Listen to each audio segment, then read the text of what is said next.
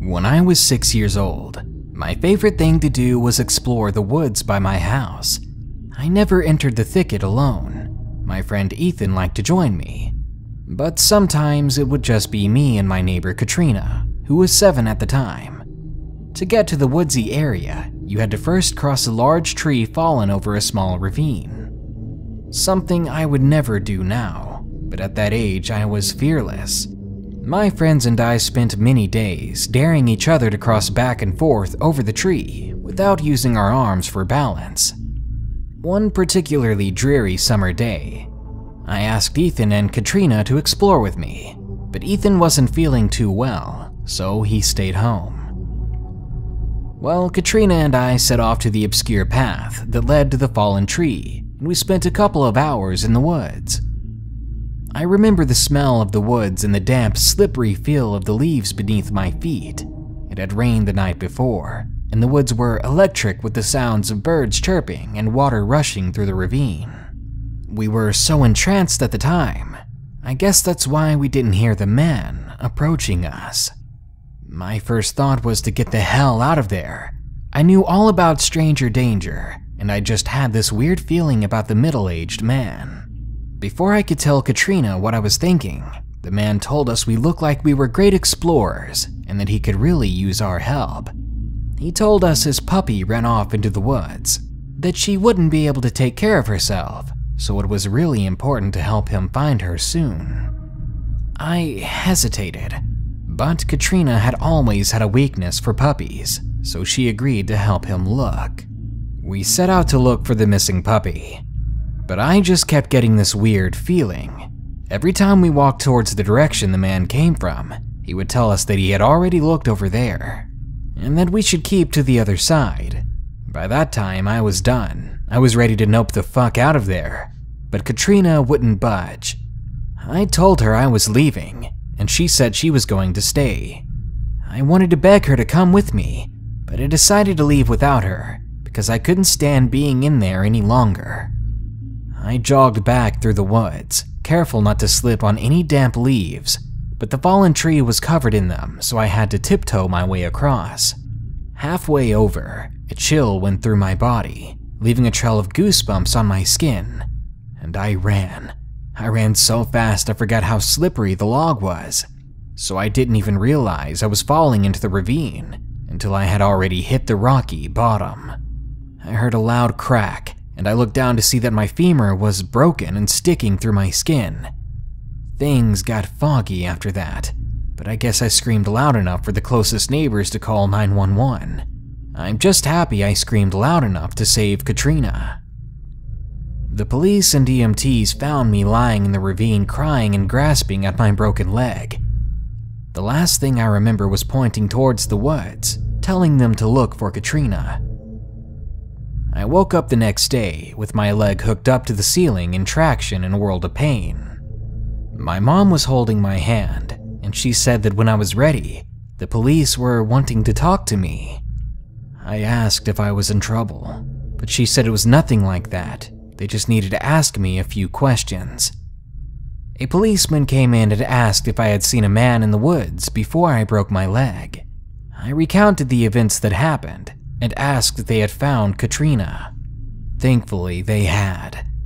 That day when I abandoned her, the man had started asking Katrina about her family and if she had any big scary brothers that would come looking for her if she was out too late. Their conversation was cut short by my screaming, and Katrina immediately ran towards the sound. And luckily, the man's reflexes weren't as fast, and even though he tried, he never caught up with her. She said when she looked around at the end of the woods, he was running back into them. She thought that maybe he was going to get help. Turns out there was no lost puppy. The police never found the creepy man, but they did find a bag hidden in the bushes by where we first spotted them. Inside the bag there was some rope, duct tape, and a pair of binoculars. Sometimes I have nightmares about what could have happened that day, and even now, I get chills when I go into the woods. So let's not meet creepy man back in the forest.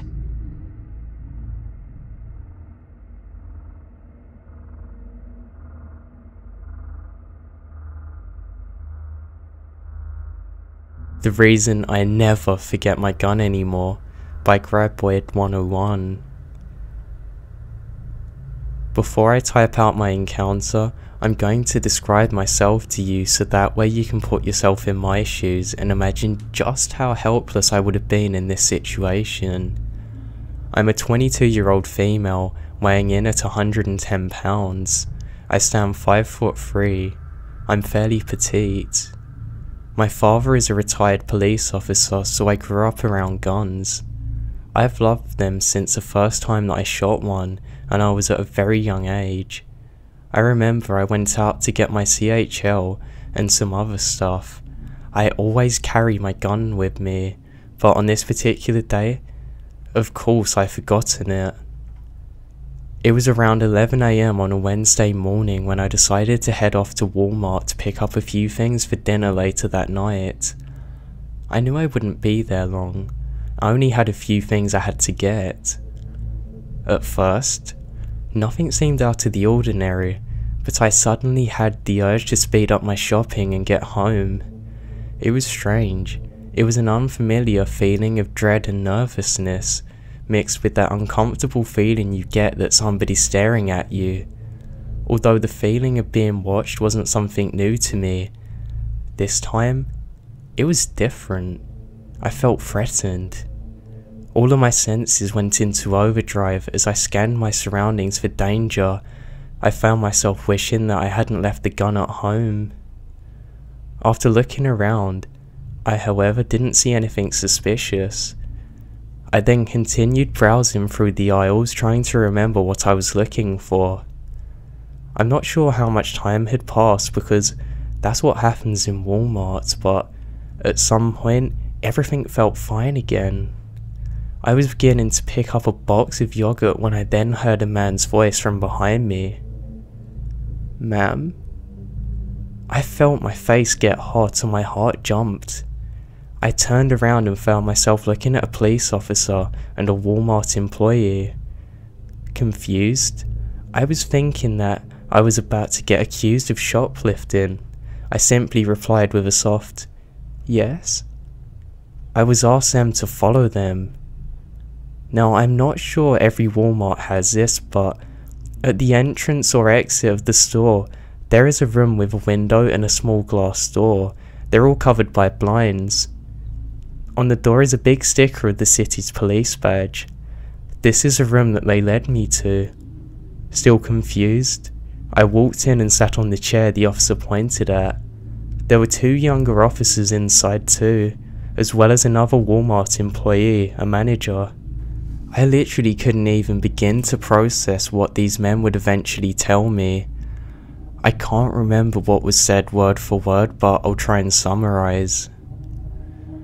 Basically, when I was shopping, one of the guys working noticed that there was a really sketchy guy following me. At first, he thought maybe the guy was with me, but as he continued walking, he noticed that the guy kind of had a drawback, or he would quickly go and look at some random products on the shelf every time that I turned my head in his direction. The employee knew for sure that this guy was a weirdo when he then pulled out his phone and started to aim it at me and taking pictures. The employee finally decided to alert a manager, told him to see for himself, and they decided to tell the police working there. They asked the guy to go with them, and I don't know how they ended up getting this out of him because they didn't go into too much detail about that, but they ended up looking through the pictures on his phone, at his text, and his call logs. He had been sending pictures of me and text, describing me to another person. He texted something like 5'2" to 5'5", 100 plus pounds, long black hair, fair skin, and also an estimate of my bra size, etc. Not only that, he had apparently had his eye on me from the moment I got there because he had also sent texts describing my truck and where I'd parked. The man he was sending these pictures to and things was responding by saying, "Looks good, waiting by the truck.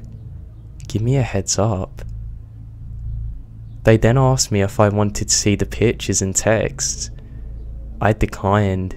I couldn't bring myself to. Already feeling sick to my stomach and really angry.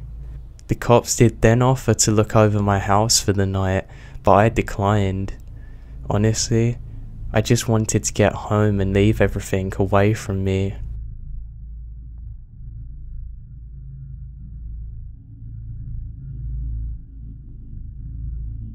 Though my story is only brief, it's nonetheless terrifying, or at least to me it is. So I was in a Walmart late one night, and I bumped into a guy.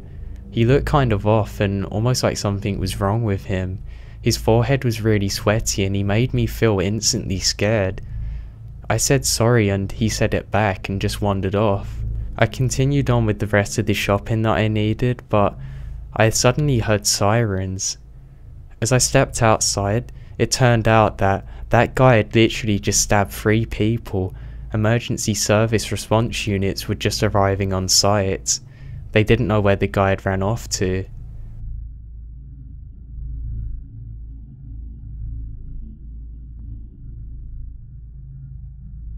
One More Reason Not to Go Walmart by Cricket the Rat Queen. So this took place only a few months ago, sometime in early July. My friend was over to mine and we had to make a run to Walmart. It was about 9 PM. It wasn't too late, but this was a time that my mother wouldn't normally let me out and about.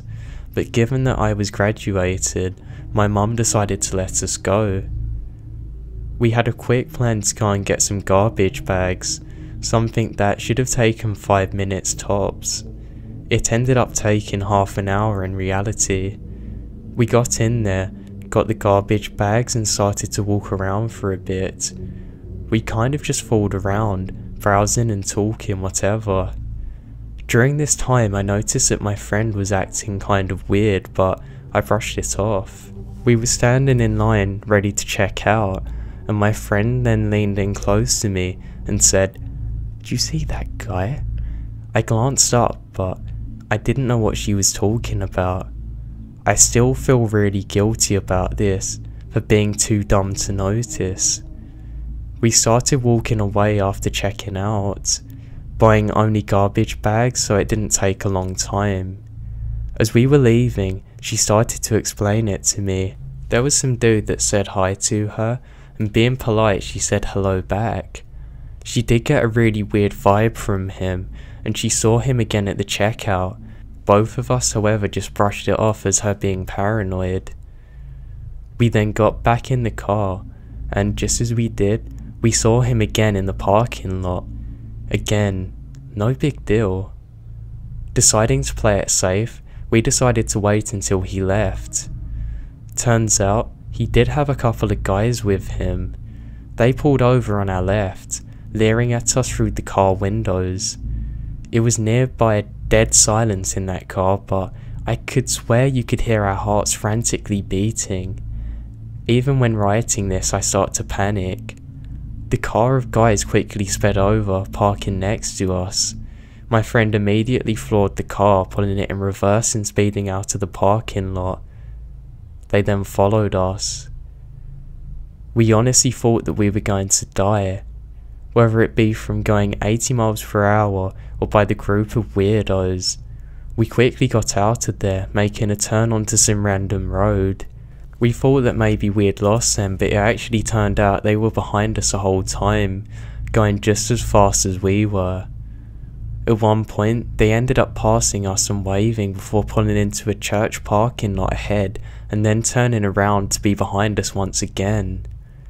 At this point we were going 80 in a 35, getting closer to my house. Neither of us wanted to lead the guys to our homes though, so we thought fast. Nearby my house there's a little store where you can buy cigarettes, alcohol and candy, pretty much a gas station without any gas pumps. We then got to the back of the store and quickly parked up and moved towards the back. One of the workers outside then approached us. We were still in a really panicky, worried state, and we explained everything to him. Luckily, the guy understood exactly what was happening and started to go up front. We peeked around the corner, and lo and behold, the group of guys was standing there around the front. My friend and I proceeded to sneak in through the back. Now once in there is a deli station on the left side, and to the right is where the alcohol is. My friend ducked into the deli station, and I hid out on the right side. There was a female worker in the deli, and my friend made a signal for her to be quiet. The worker pretended that we weren't there at all. A couple of minutes then passed of us anxiously waiting, and we then hear the front door open. I peek around the corner. It's one of the guys. I then dart out and hide in the back. My heart's racing, hoping that he doesn't come back here. After waiting a few minutes, the guy worker from before comes in through the back and tells us that the guys are gone. He chewed them out. Oddly enough, they flat out admitted that they were following us. When the guy worker pretended to be family, they quickly backed off, claiming that they were only going to get beer. It just scares me thinking of how long they could have actually been stalking us for, and what they could have actually been planning.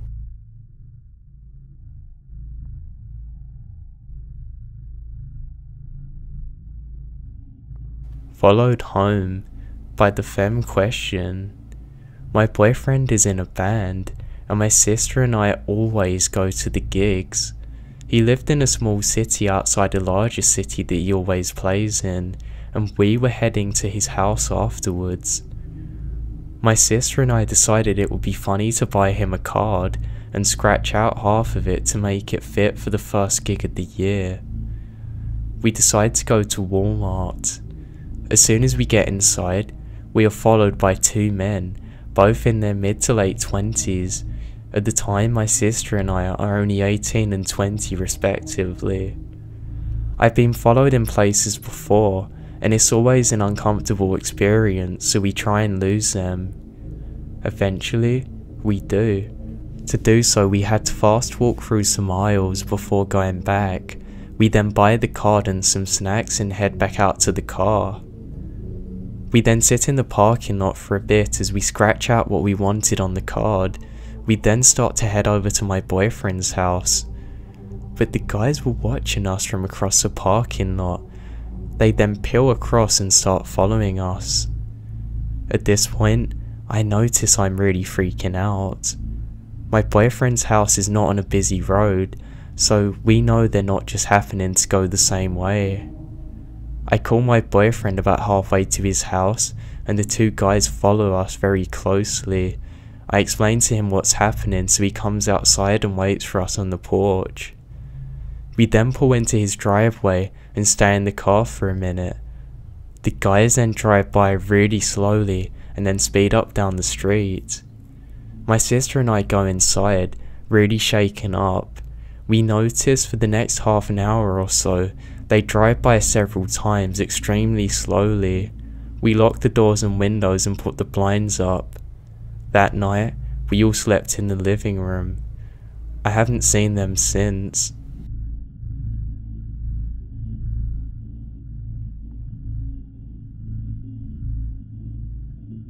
We Have a Security Issue by J. Rogers 42. This happened to my mother about 10 years ago in the Midwest. My mum is a very beautiful and genuinely sweet person, so she tends to attract the wrong people sometimes. But we could never wrap our heads around this situation. My mum had been shopping at our local Walmart for about an hour, and after she was done paying, she activated a security alarm at the door. It turns out that she had brought something that hadn't been deactivated at the register, so no harm was done, and she heads out to the parking lot. As my mum is loading her groceries into the car, a Walmart employee walks up to her. He then proceeds to tell her that they have a security issue regarding her and that she needs to come back inside immediately. My mum assumed that it was something to do with the alarm going off and then follows the guy back inside. She was then taken to the security office and they asked her if she was shopping alone, which she was. They then showed her the surveillance footage. From the moment that my mum walked in, There was a man following her with a video camera filming her. You can see from the parking lot footage that he literally followed her from even outside. He then followed her into the store and out again and watched as she got into her car and continued to film her. The moment that the Walmart employee walked up to my mum, he immediately drove off. The police were then called, but they were luckily able to find the registration plate on the car. It turns out it was from a rental company in a town about 2 hours away. Now I'm not sure why, but they weren't able to find that guy.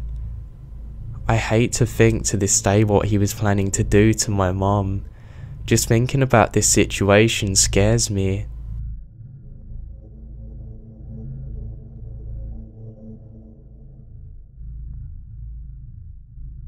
What They Don't Tell You About the People of Walmart by Eggy Zazila. I worked as a Walmart cashier for a little over a year. I quit in August of 2015 when I went away to college. As a cashier, you see a lot of people in a day, especially at Walmart, and after a while, you don't even see people's faces when you look at them, but there are some people that you often see that you start to recognize, sometimes even learning their names. One particular person like this was a guy. He would always come in the same green hoodie and Chicago Bulls Club baseball cap. That guy would seek me out no matter how long the queue was. He would just stare at me and rarely said a word. Whenever he did say anything to me, he would always lean across the register to get closer to my face. He really began creeping me out, so I decided to ask some of the other cashiers what they thought of him. Apparently, he had never been like that around any of them. One girl even said that he was a close family friend. After that, I dropped the issue. One night after I'd been there for about a year, I was working a 2 to 11 shift. Those shifts were always the worst because you would be there for 3, sometimes 4 hours, and you were literally in front of all the managers. The worst part was that it takes out a good chunk of your day where you can actually do anything. So I'm down on the self-checkout and it's about 10:15, so I'm counting the minutes until I can shut it down at 11. Just as I'm standing there, I see the creepy guy come round the corner. He literally does a beeline from the front doors to go over to my podium. When I see him come in, I instantly get nervous.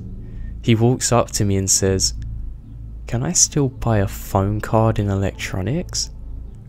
I told him I only worked as a cashier, so I didn't know anything about electronics, but he could go back and check. He seemed peeved up by this answer and he walked away without even saying another word. 10 minutes after that, he comes back up to the counter with a prepaid phone.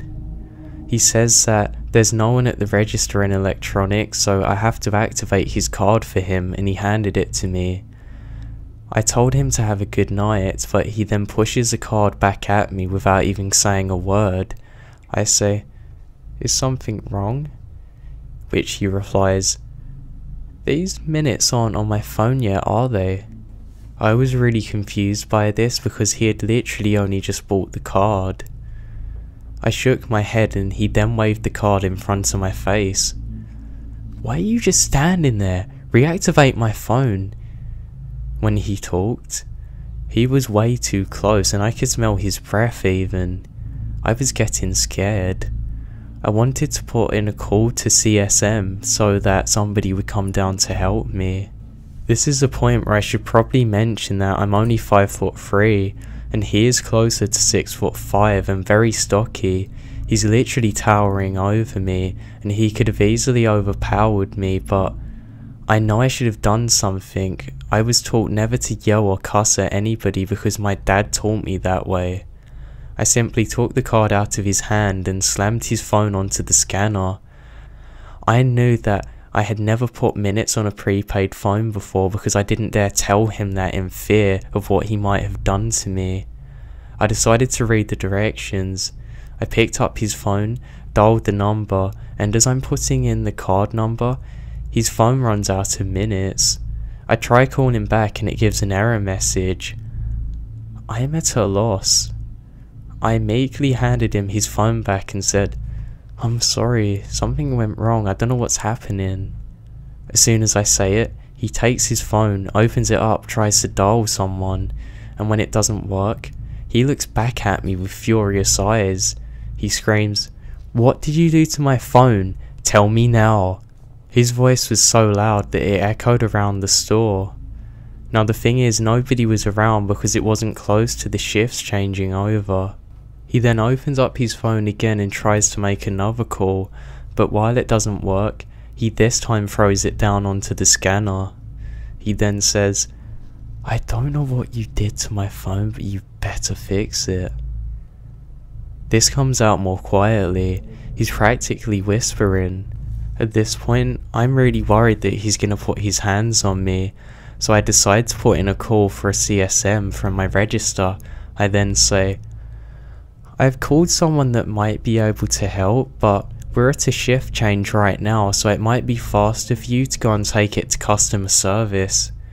He then picks his phone up off the podium, still mumbling under his breath that I messed up his phone, and I'm hoping that I can get out of there before he comes back, or at least have someone else down to help him other than myself. Another 15 minutes then go by and I don't see him. I then begin to pick up the items left behind by people at the registers. I'm getting ready to shut them down for the night, but just as I'm doing that, he comes back and stands by the podium. He still looks completely furious and it made my heart sink. I was so scared. He then made that finger motion that means "come here" without saying anything, and for some reason, that made me even more scared. When I'm standing in front of him, he leans so close to my face that I think he's about to kiss or bite me or God knows what. I tried to take a step back, but he steps forward again. A creepy grin then comes across his face as he says this: "The girl up there fixed it. Simple fix, but next time, I expect you to do the thing, understand?" I nod because I don't think I can speak properly. He gets impossibly closer before saying, "I'm sorry I raised your voice. I should never have done that, especially not to a pretty girl like you." When he says the last part, he uses his finger to slightly brush my bangs to the side. I took a step back and he says, "Let me make it up to you. Let me buy you a drink." I shook my head and said no thank you. "I'm only 19, he says, "so we'll get a couple of beers and go back to my place." Again, I shake my head. "No, really, it's okay. I'm not much of a drinker. I have an early morning tomorrow." He looks displeased with this answer. "Tell you what, I'll wait over here by that door just in case you change your mind, okay?" I smile at him weakly and tell him to have a good night. When I see him walk through the security doors, I quickly shut down the register. I then run over to find a CSM to tell them about the whole thing.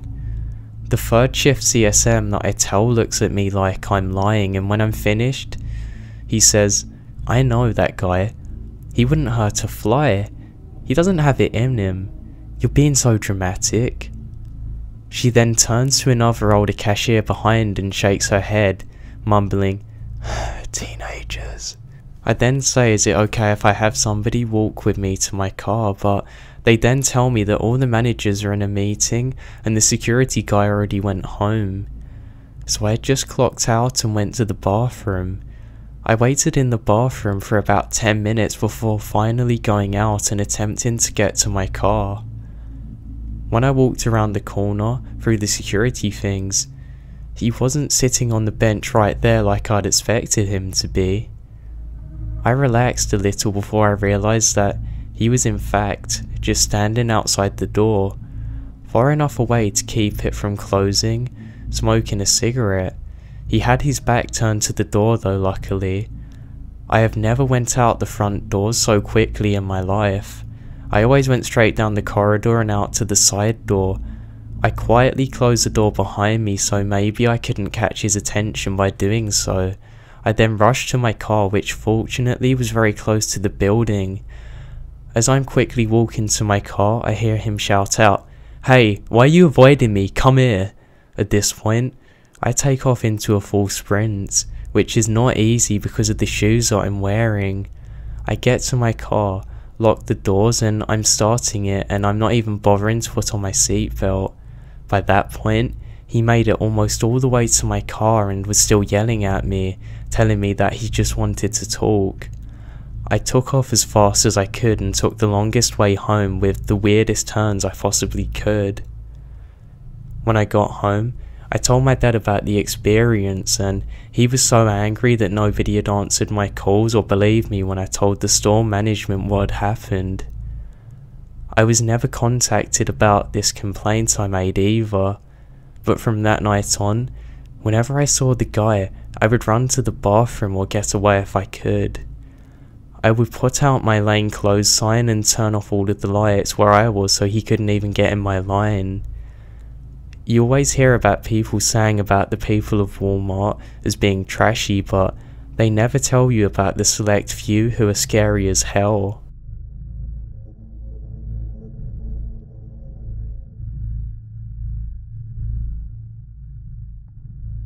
So late one night, I realised that I needed to get some groceries. I checked in the fridge and realised that there was practically nothing in there. No biggie. I would just have to simply head out to the local supermarket, and for me, that was Walmart, and go and pick up some things that I needed. So, that's just what I did. I got into my car and began heading towards Walmart. I parked my car and went in like normal. I did everything like I intended to, picked up all the food and stuff I wanted and went to pay at the till. Just as I got to the till, I felt somebody behind me. It almost felt like they had some kind of lurking presence, if that makes sense. Maybe it was their energy, but something just felt very off about them. I turned around and tried to ignore it, and I suddenly got a tap on my shoulder. "Hey, what's your name?" It turned out that this was an elderly gentleman. I then felt bad about my initial paranoia, and I decided to explain myself a bit. "Hey, my name's Dave." Sorry if before I even got to finish, this massive smile came across his face. "I like that name, Dave," he said, as he then wandered off into the dark. I have no idea where he was going or what his intentions were, but it scared the life out of me. I then quickly paid for my groceries and decided that I was going to hurry to my car. Now I can't lie, I have never been more paranoid coming out into a parking lot before in my entire life. I wasn't too unsettled though, because I really thought maybe he was just messing with me, or kind of crazy. I don't know, sometimes I give strangers the benefit of the doubt too much. I did get to my car and took one last look over my shoulder. I saw somebody watching me from off in the bushes. Just as I allowed my eyes to adjust to the darkness, I could see that same horrible smiley grin looking back at me. I didn't need a second to think. I turned straight to my car and went to put the key into the door. Just as I did so, I was met with a giant love heart scratched into the side of the door with my name and Mark written in the heart. There was also 2 candles that I could see on the other side of my car. I didn't need to stay around any longer. I'd driven out of there as quick as I possibly could. I got home and reported the incident to the police. Obviously, they couldn't find anything. I have been paranoid ever since that day that I'm going to meet him again. I hope that he's not still thinking of me.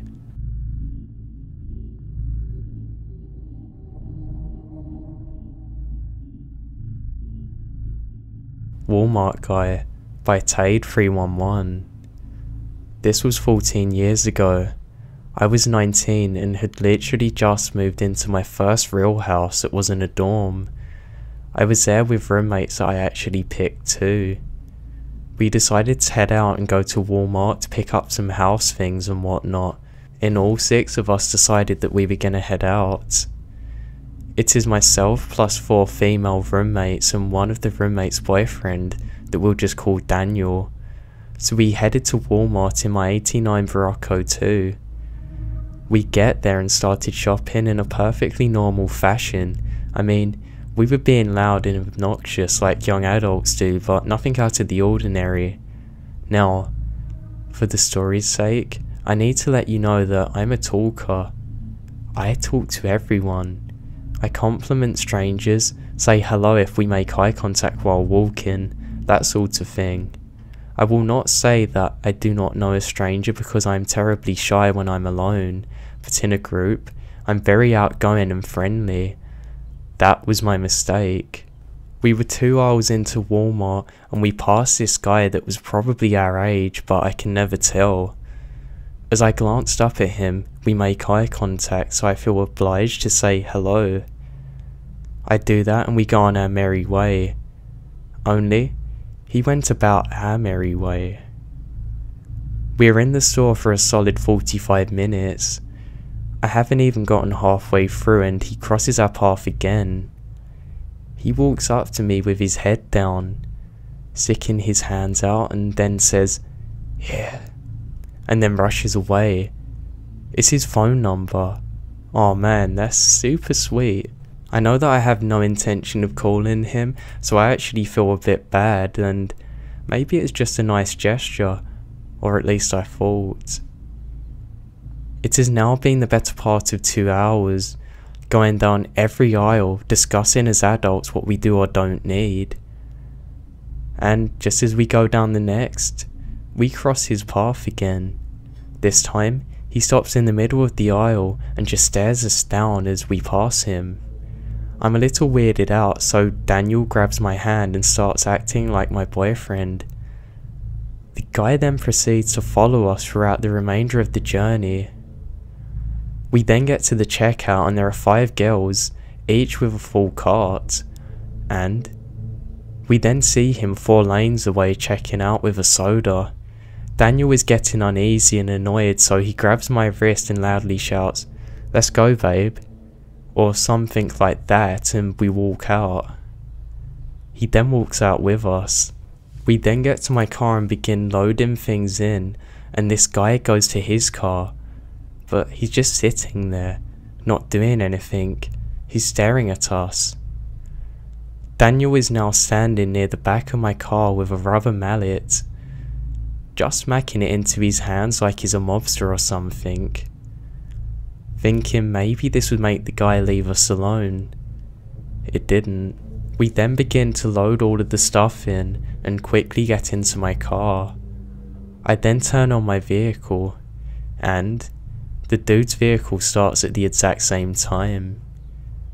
We pull out and head home like we normally would until Daniel says that, "Don't go home, drive to the police station or firehouse or something. This guy has been behind us from the second we left Walmart."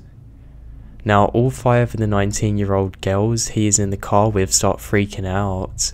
The guy then continues to follow us as we head towards a fire station. We sat in the parking lot there for a good 20 or 30 minutes, looking to see if he drives back by. I have a feeling that going to the fire station must have shook him, because he doesn't, and we headed home. This event is why I have not been into Walmart for 14 years.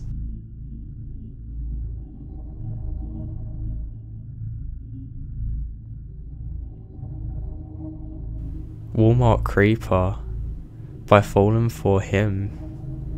This happened to me earlier this year. It was around midnight and I was shopping around Walmart. I casually walked to the register to pay. I was the 3rd person in line. The first person had a full cart, and after the cashier finished them up, he had to go to change the cash drawer like they do every time it's midnight. So I'm just standing there behind my cart when a man in his late 20s or early 30s gets in line behind me. He's slowly creeping closer and closer to me, so much so that his body is actually touching mine. I then get really nervous and had no idea what to do, so I just go and get gum, which meant I had to go and take a few steps out of line. I pretend to look at gum and look at my cart, and I then see that the man has his hands in my cart. I then just look at him and politely say, "Excuse me, can you move?" And he then moves back a little, but it wasn't even enough for me to get back behind my cart. So I just stand next to the cart because he was violating my personal space. He then starts to talk to me, but I ignore him and act like I don't know what he's doing or that he's speaking to me. He then taps me on the shoulder and says, "I like your hair." I awkwardly say, "Thanks." Now, the cashier, who is female, is just watching us talk while she's ringing me up. And the guy then asked me, "Do you guys like people with green eyes?" I didn't hear him, so I said, "Pardon?" And he then repeats the question, "Do you like guys with green eyes?" As he takes off his cap and winks at me. I don't reply to him. Instead, I just give him a really uneasy look as if to say, "Leave me alone." I then turned around to look at the cashier and she could see that I was feeling uneasy. The guy then talks about me and him going out, and all I could say was, "Okay, whatever."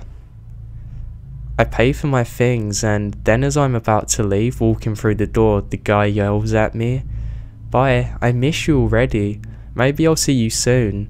Maybe at a fancy restaurant or something," shouting at me. And he then put on this really creepy face and just smiled at me. The way he looked at me just freaked me out so much. It made my heart begin to race even more, and once I got out of sight, my adrenaline took over and I started running like hell. I knew for a fact that he was going to be out soon because he only had to get 3 things. I was able to get to my car and throw my things inside my vehicle. I then hid in my car for a little bit because I didn't want him to see what car I drove. I never thought that I would run away from a random person, but this guy genuinely scared me. There was just something way off about his smile.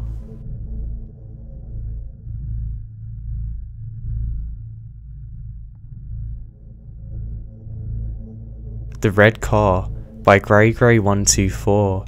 So this is something that happened to me a few weeks ago. I'm a 19-year-old female and I have EMT training. That'll be relevant in just a minute. Okay, so my friend and I were driving to Walmart.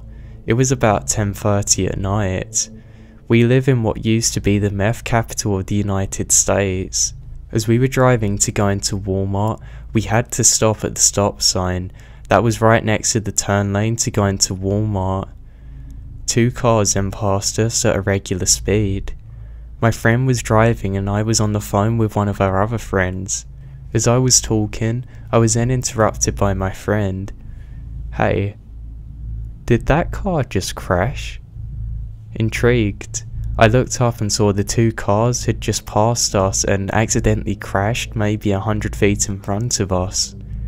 I was kind of excited, which sounds awful, but I had just finished my EMT training not long before, so I told her to get into the other lane and go over to the accident so we could check it out.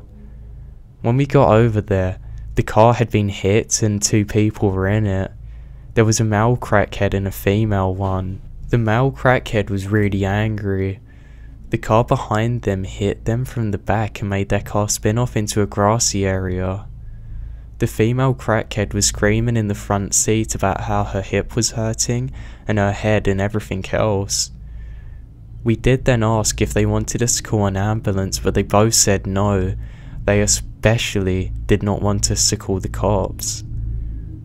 We weren't about to do that, so we called the police anyways.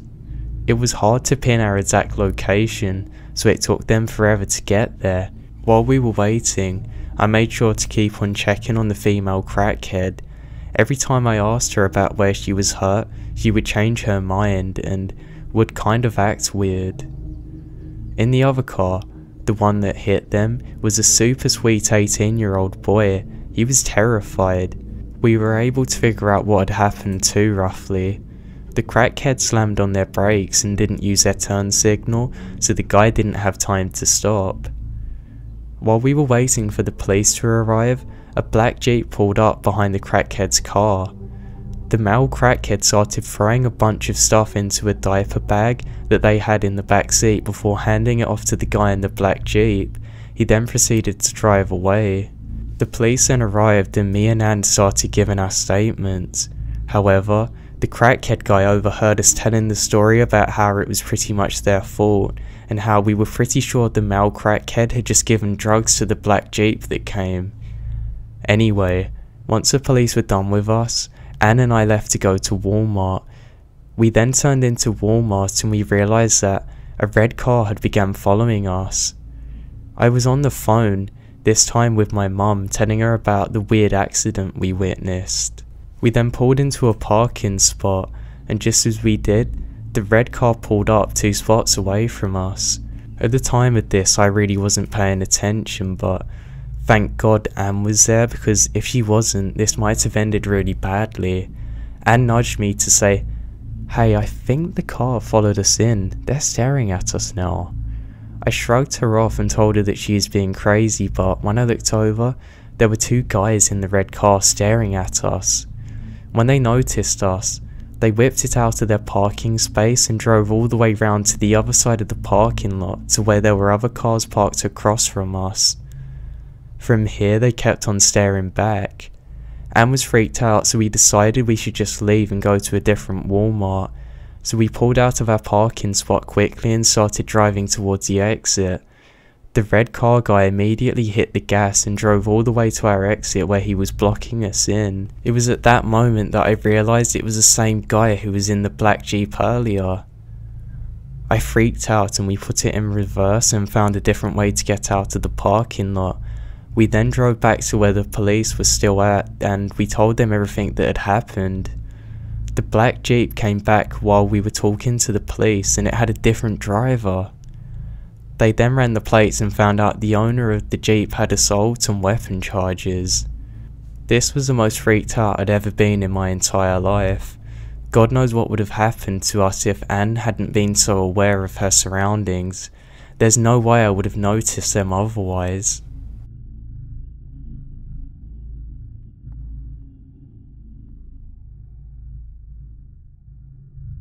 Walmart is Scary Late at Night by Asa Hornets. I remember a while ago, my mum and I stopped into Walmart to grab some stuff. It was late at night. I think we were getting back from dropping my sister off at the airport. My mum said I could go to get whatever food I wanted, so I headed straight to the snack aisle and grabbed myself a bag of Doritos and iced tea. I'm then walking back and this older guy starts talking to me. I realised that he must have had me confused for somebody else, but I decided to continue talking to him anyway to be polite. He then proceeds to tell me about how his cat got very ill with this really creepy smile. I don't know what it was about the way that he smiled to me, but it made me feel very uneasy. I said that I was sorry that it got sick. He then, with another smile, proceeded to tell me in detail about how he had to strangle his cat so that way it wouldn't die from suffering of the illness. There was just something about the way he was talking to me that I didn't like at all. I then politely said that I needed to leave and sprinted to my mum without ever looking back.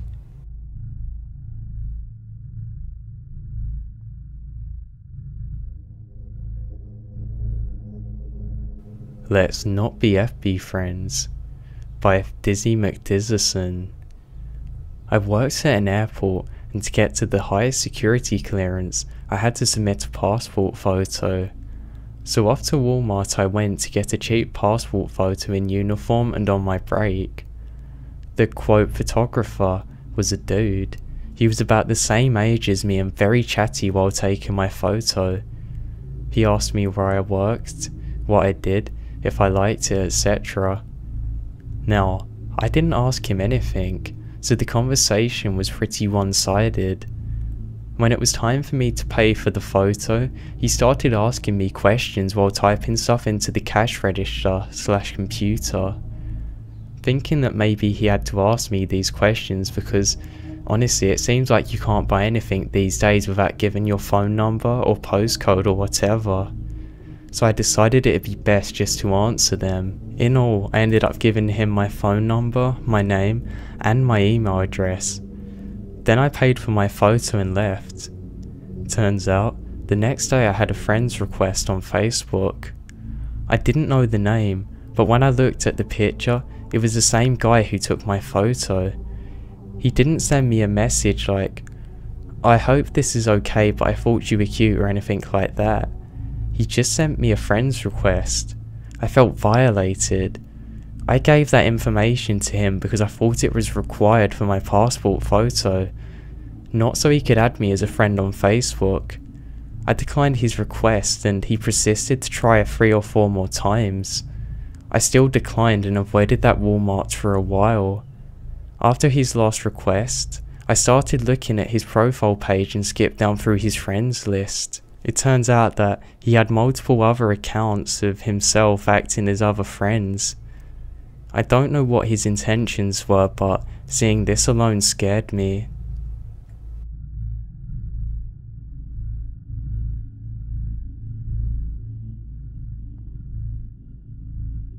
Jessica, by oh what a relief. So this happened a few months ago, right when I just got married to my husband. I know it wasn't a product of wedding stress since the people around me were freaking out just as much as I was. So at the time of this event, I was out shopping with my mother-in-law. We were stopping at our local Walmart on our way home. She had gone in to look at air conditioning units, and I then went around to browse the books. Now I had just found something that had caught my interest when I then hear somebody say Jessica. It was in one of those, "Oh, there you are," tones of voices, like it was both of pleasure and relief. Jessica isn't my name though, but I look up anyway since it was so loud and basically right next to me. Standing a few feet away, her shopping cart between her and me, was a thin woman, maybe in her late 40s with long brown hair and clothes nicer than you'd expect to see from somebody who frequently went to Walmart. Her shopping cart was empty though. She stood there, looking directly at me with a huge, maniac, teeth-filled grin. Her eyes were bright too. Because she's looking directly at me, I feel obligated to smile back to her. I wanted to talk to her just to be polite, and I decide it's best to tell her that she's just made a mistake. My name's not Jessica. "There you are, sweetie, I was so worried about you." She then pushes her cart right next to me and comes really close to me, looking overly happy. I can already smell the crazy. A few people are passing our aisle at the same time. The woman's overly exaggerated tone gets her attention. Some people snap their heads to look at us, but nobody stops. The woman is very warm. She was acting as if I was her daughter, creasing my arm. "I've been looking everywhere for you. Honey, let's go. Your dad's been waiting." I'm a person who is anxious to please other people, so I had already taken a step forward when she gently pressed my back so I could walk. Then my brain asked, "What are you doing?" And I did a little scuttle forward. "Jessica, honey, stop playing around, let's go." The woman had nearly lost her crazy smile at this point. This time, she grabbed my arm like it was a vice and started to pull really tight. I then began to panic and I pulled my arm back, making sure that I put my body into the motion to leave. I tell her I'm going to leave and that she's got to leave me alone or I'm going to go and find my husband. My husband wasn't there at the time, but she doesn't know that. The woman then freezes and her face twitches, horrible little, and begins to swear at me. She hisses and wheels off towards the end of the aisle. She's still saying profanities at me. I hear her shout over her shoulder the entire way back.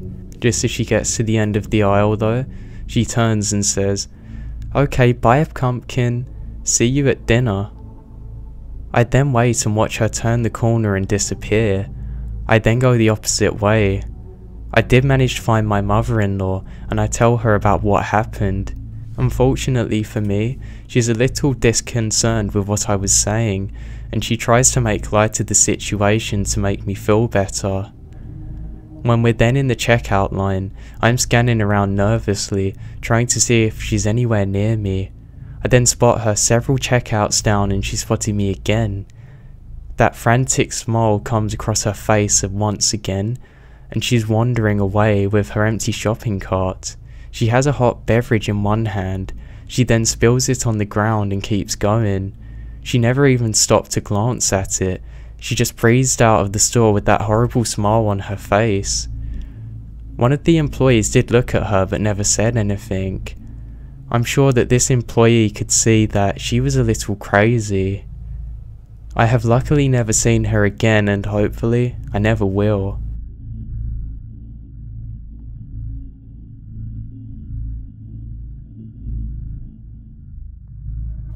Creep of Walmart by Tolstoy, 1877. When I was 10, my father, older sister and I went to Walmart. My sister and I liked to wander alone in the stores, so my father had invested in 3 walkie-talkies for us. On this particular occasion I was by myself. I was walking through the bedding section. This was because I was getting a new bedsheet. I was looking intently at one and I suddenly got the feeling that I was being watched. I looked over and couldn't see anybody initially, but I then saw down the side of an aisle a large man in overalls with dirty hair just staring at me. I decided it would be best to walk in the other direction and speed walk towards the pet section. I did try and contact my father through the walkie-talkie, but he didn't answer. I made it to the dog food and was happily next to another shopper. Then I saw that he walked by the aisle. Thinking that he didn't see me, I let out a sigh of relief. I asked my father again where he was and I had no answer once again. I felt like things were getting safe when I then turned around to see this man at the end of the aisle just standing there. I quickly walked away with the plan to head to the customer service desk to ask them to call my father. As I walked though, he followed me parallel, watching my steps and matching them. He was keeping me from reaching the front of the store. I then quickly changed directions trying to lose him, but in my 10-year-old mind, I thought running to the bathroom would be a good idea. So that's what I did. I ran in and hid in a stall. I then heard him following me inside and I knew that he was in the same room as me. I looked down and I could see his shoes at the bottom of the stall door. Then, I heard an angry woman's voice say, "Hey, get out of here now." The woman knocked on the stall's door and asked me if I was okay. I opened it and ran out and hugged her and started crying. I told her everything and she walked with me, holding my hand to the customer service desk. She then waited with me until my father showed up. I then told him everything that happened to me, and even with the lady verifying it, he never believed me.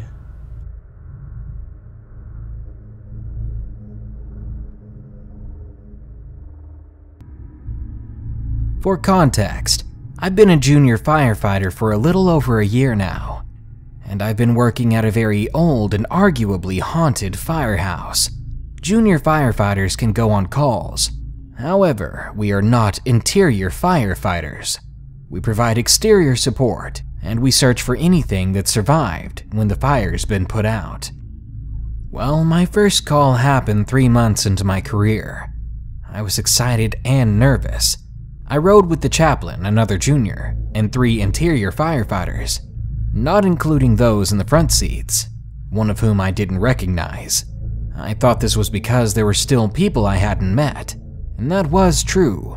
I still only knew a handful of people at the station. So I sat in the extra seat you have to pull down. Also on the truck and engine, we put on sound-canceling headsets to drown out the loud siren and to help us communicate. They're a bit weird, and you have to hold the microphone less than half an inch up to your mouth to talk and to be heard.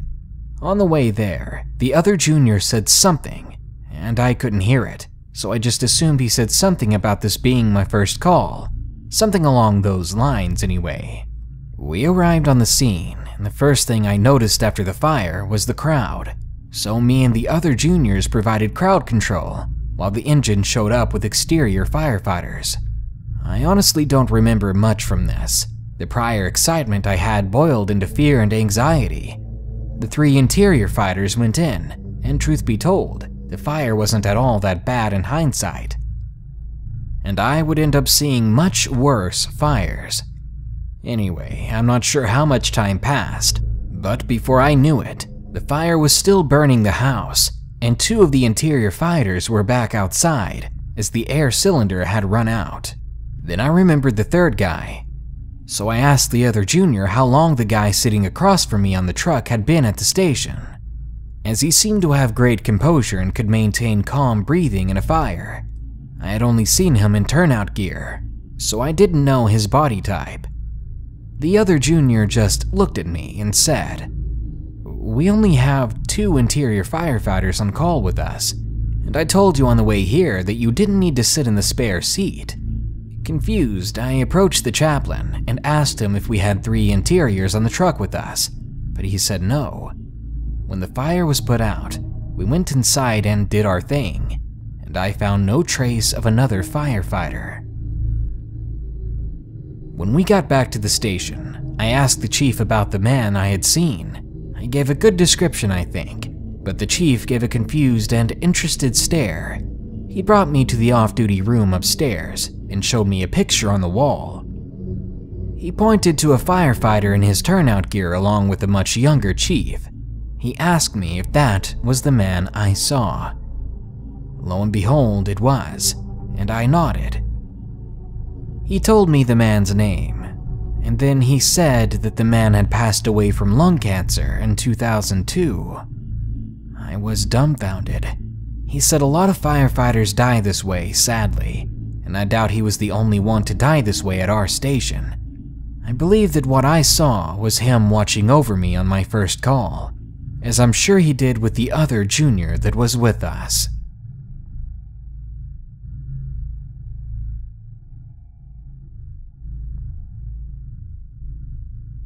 I was in the Philippine Navy ROTC, Reserves Official Training Corps. I was training for NAVSOG, which is Naval Special Forces Operations Group. Basically, this is how it works. We're dropped off from a boat and we swim towards an island. Follow the instructions that we're left with on the island to find something. It's usually just a flag, or sometimes they like to troll us and leave things like cigarettes around for us. And our job would be then to survive with the 9-man squad, and at the same time make sure that nobody infiltrates the island or steals any of the treasure that we have. This goes on for about 2 weeks. We're dropped from a boat with a small survival kit that's waterproof with a small packet of biscuits, 1/4 of a litre of water, and 2 sticks of cigarettes. We have to make our own fire and whatnot. Anyway, fast forward to the night that I was on watch for the far eastern side of the island, just silently staring into the sea where I can see stuff from miles away. I suddenly hear some water splash in, then some whispers. Procedure is to let them slip through me and sort of ambush these infiltrations. If this happens, we're easily able to loot them, and obviously we got a good lead on them, so I'm just sitting there in silence. But as the clouds cleared the moonlight lit up the place a bit, and I could now see into the distance and see what looked like about 20 men. Now I know for a fact that there was something wrong, and they're cancelling this training exercise, or these must be rebels or something. Now the thing is, we're only armed with a handgun and 1 mag each and a flare to signal the nearby ship if something like this happens. If these guys knew that we were here, we'd stand no chance, as we're now in between them and the rest of the squad. There's 8 other guys on areas of this small island. So I decided that I'd just shoot up a flare and hope that the ship was going to see it and send help to us. Now I knew that I'd be dead the moment I sent this flare up, but I did it anyway. As the flare gun dropped down, it illuminated the beach. Now instead of seeing rebels, or NAVSOG instructors, I could see staring back at me a bunch of bloodied World War II Japanese soldiers. They were very silent and just as still as the blood that dripped from their bodies down to the sands. Then they all screamed. It sounded like bonsai or something, but I wasn't really sure. So all I did was fire my whole mag at them, generally in their direction, and suddenly tucked down into my foxhole. Now not a minute was able to pass by and the rest of the squad ran up to me asking what had happened. In the distance I can hear the motors of rubberized boats getting closer and closer, as well as a patrol ship spotlight illuminating the entire beach, and there was literally nothing there. No footprints, no blood, nothing. They even launched a helicopter from the ship and called in another Coast Guard helicopter to search nearby. They actually sent a party into the island. They saw nothing. I just lied there, pale and shaken. I was then sent to hospital. While I was in there, a senior officer come up to me and asked what I'd seen. I just said without hesitation, I saw Japs. He nodded and cleared my records, and I was immediately sent back to my squad 2 days later. Apparently, when the Americans returned to the Philippines during World War II to drive out any Japs that were there, they would do suicide charges, but some of them got scattered around looking for places to hide. They were hoping to survive and wait for reinforcements from their mainland, and there's a certain group of Japs who stole a local boat and ended up on the island where I was. They eventually got gunned down by an American Navy ship and their bodies were buried on that island.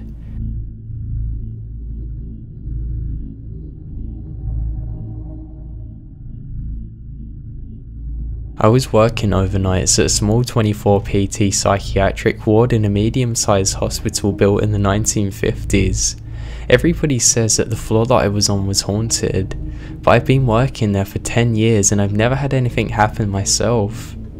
Anyways, it's about 1 AM and a tech that was situated outside the door of a sleeping PT's room, just outside of the observation bit, comes to the door of the nurse's station with another tech in tow. They both say that they've seen a shadow person walk out of room 610, down the hall and walk into the assistant director's office. I then look at my monitor tech. Her job is to watch the panel of cameras on the unit. She nods and says, "Yeah, I saw it on camera too." Now I'm super jelly. Everybody's always talking about the stuff they see, but I've never seen anything. I decided to walk down there and peek into the window in the next door so I can see what I can. Well, I immediately regretted it. Let me explain. I've been down that hole 1,000 times, no, 10,000 times, probably more, but something is decidedly off. Yeah, it gets cold, colder than it's ever been, not even in winter, but it's more than that. Each step is harder to take than the last. I can feel something oppressive, something heavy. I'm starting to get tightness in my chest. I feel hate, the feeling of something haunting, pure evil and hate. Whatever this thing is wanted me to know that it isn't human, it never has been, and it hates all humans. I'm starting to consider turning around. I look back and the entire crew is standing at the nurse's station peeking their heads around the door watching me. I can't chicken out now in front of that many people. I keep going. I get about 5 feet away from the door and I have the feeling of impending doom. I'm almost sure that I'm going to die right then and there. I can't will myself any closer to that door. About that time the blinds in the window and the door open all by themselves. I see it. A face. An outline. It's got a cone-shaped head. Like somebody in a hooded robe maybe? And a mouth frozen in an eternal scream, with giant holes where eyes should have been. I turned around and started running, back towards the nurse's station, back towards others. I never looked back. When I get back there, they tell me that I'm as white as a sheet, shaky, mumbling, and cold sweats.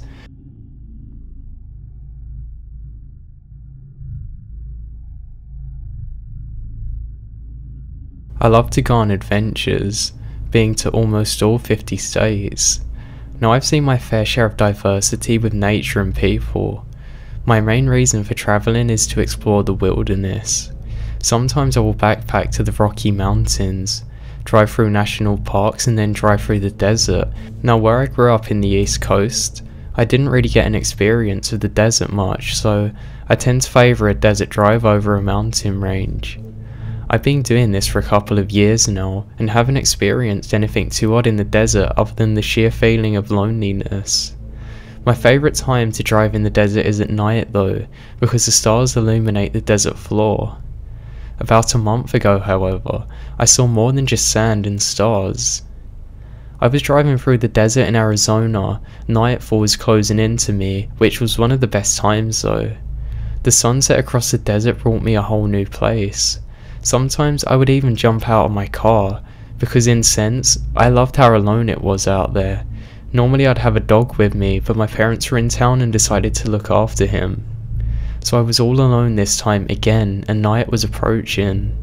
I didn't know whether to camp out or just drive home. At this point, I thought that my parents would probably be worrying about me and want to see me, so I decided that I would do the hour-long drive to get to their house. Now, as I continued the trek on through the desert, the night fell quickly. If any of you have been in the Arizona desert, you'd know that you occasionally see horses along the side of the road, so seeing figures on the side of the road in the middle of nowhere wasn't anything out of the ordinary. With only 45 minutes to get home, my eye had been picked up on a different figure on the side of the road. This time it looked like a person. Being overly generous, I pulled over to the person to see what was wrong.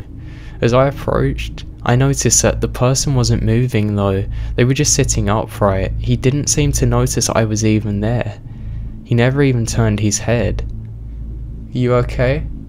I said. No answer. He didn't even move or acknowledge that I'd said anything. The man was poorly dressed, rather pale, but surprisingly clean shaved.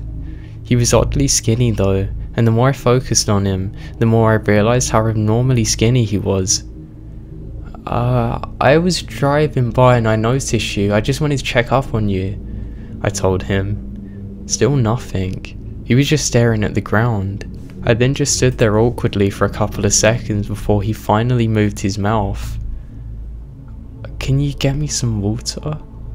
he said in this weird deep voice that didn't sound like a normal person. I can't quite explain it, but he just sounded off. Okay man, let me grab you something out of my car." I started walking away as fast as I could, and my car was about 10 or 15 feet in front of him. I then reached to the passenger side of my car and went to get him some water. Before I could reach it though, I just sensed something was off. I jolted my head around to see where the man was sitting. He was gone. I'm panicking now, but for no real reason. He wasn't a threat to me, but I have no idea where he went. I closed the passenger side door and took a quick look around. I heard a movement from behind a rock about 10 to 20 feet off the main road. A man emerged from behind the rock. This wasn't the same man though. This guy looked crazy, and he was holding something in his hand. He started running towards me. I jumped into my car and floored it down the road. As I looked back over my mirror, I realised that there were more of them, maybe 5 or 6, all emerging behind some rocks right behind the road. Literally all of them were staring at me as I sped off. Now I had no intention of slowing down. In fact, I would be happy if I got pulled over by a cop. I would have felt so much safer. Within a couple of minutes though, I soon relaxed. I felt a lot safer. I actually started playing some music and took one last glare in my rear view. Then I was in complete shock. I saw the man that I had just offered some water in my back seat just staring at me. His eyes, oh my god, his eyes, they weren't looking at me, they were looking into me. I was of course slamming on the brakes at this point. Still, it was too much to take in. I just couldn't take my eyes off him. He started smiling, just like that man did back there. It was this crazy look. "You're gonna be one of us soon." He smiled and lifted up a knife at me. I jolted out of the car and I could hear the back door open up again. This guy was fast. It was weird. "Are you ready?" he shouted in a deep voice as he quickly approached me. It was dark out now. I have no clue where to go. It was over. Or so I thought. Headlights were approaching both of us. I was a couple of 100 feet from my car by now, but I didn't hear the man behind me at this point. The car was fast approaching me and I tried signaling it down. Thank God the guy saw me and stopped. After explaining to the man exactly what had happened, he immediately went to call the police. Sadly, no signal. He was called Mark and he agreed to follow me just in case anything else happened. He also had a pistol on him, which made me feel really safe. After about 30 minutes of driving with him the whole way, I finally made it back home. After thanking him, I went to go and check the back of my car to see if everything was there, or if he had even left anything. Luckily, everything of mine was there. However, there was something of his. Some paper in the back seat. "You're safe. You'll soon be one of us," the note read. A chill ran through my body. I heard a footstep in front of my car and jolted up. "The dog threw up," my mum said, standing right in front of my car, and went back inside. But I didn't bother saying anything to my parents. They're not the people who would believe any of what I would tell them. I figured I'd just call the police and let them know everything what happened after they went.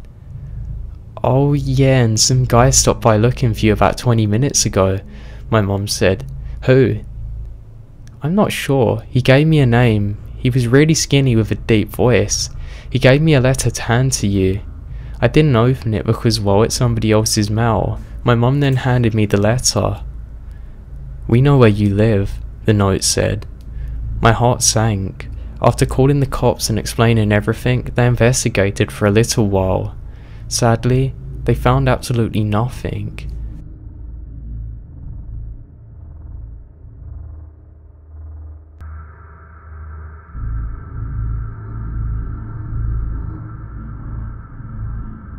So a few years back, when I was cruising around with my brother, cousin and a few friends, we decided to go down this creepy back road.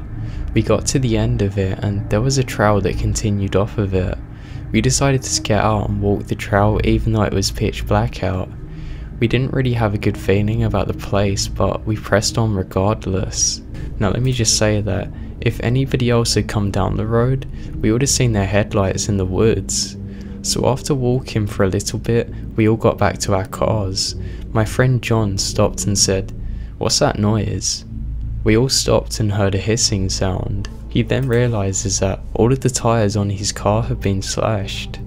We all panicked because nobody else would have been at this dead end in the middle of nowhere, especially not this late at night. We all then jumped in our cars and sped off.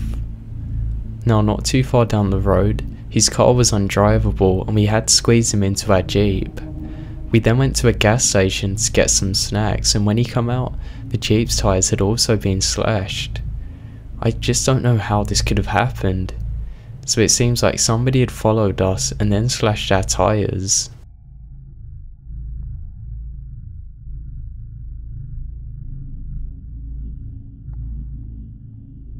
Early this morning, at approximately 3 AM, our 8-year-old daughter come into our room because she couldn't sleep.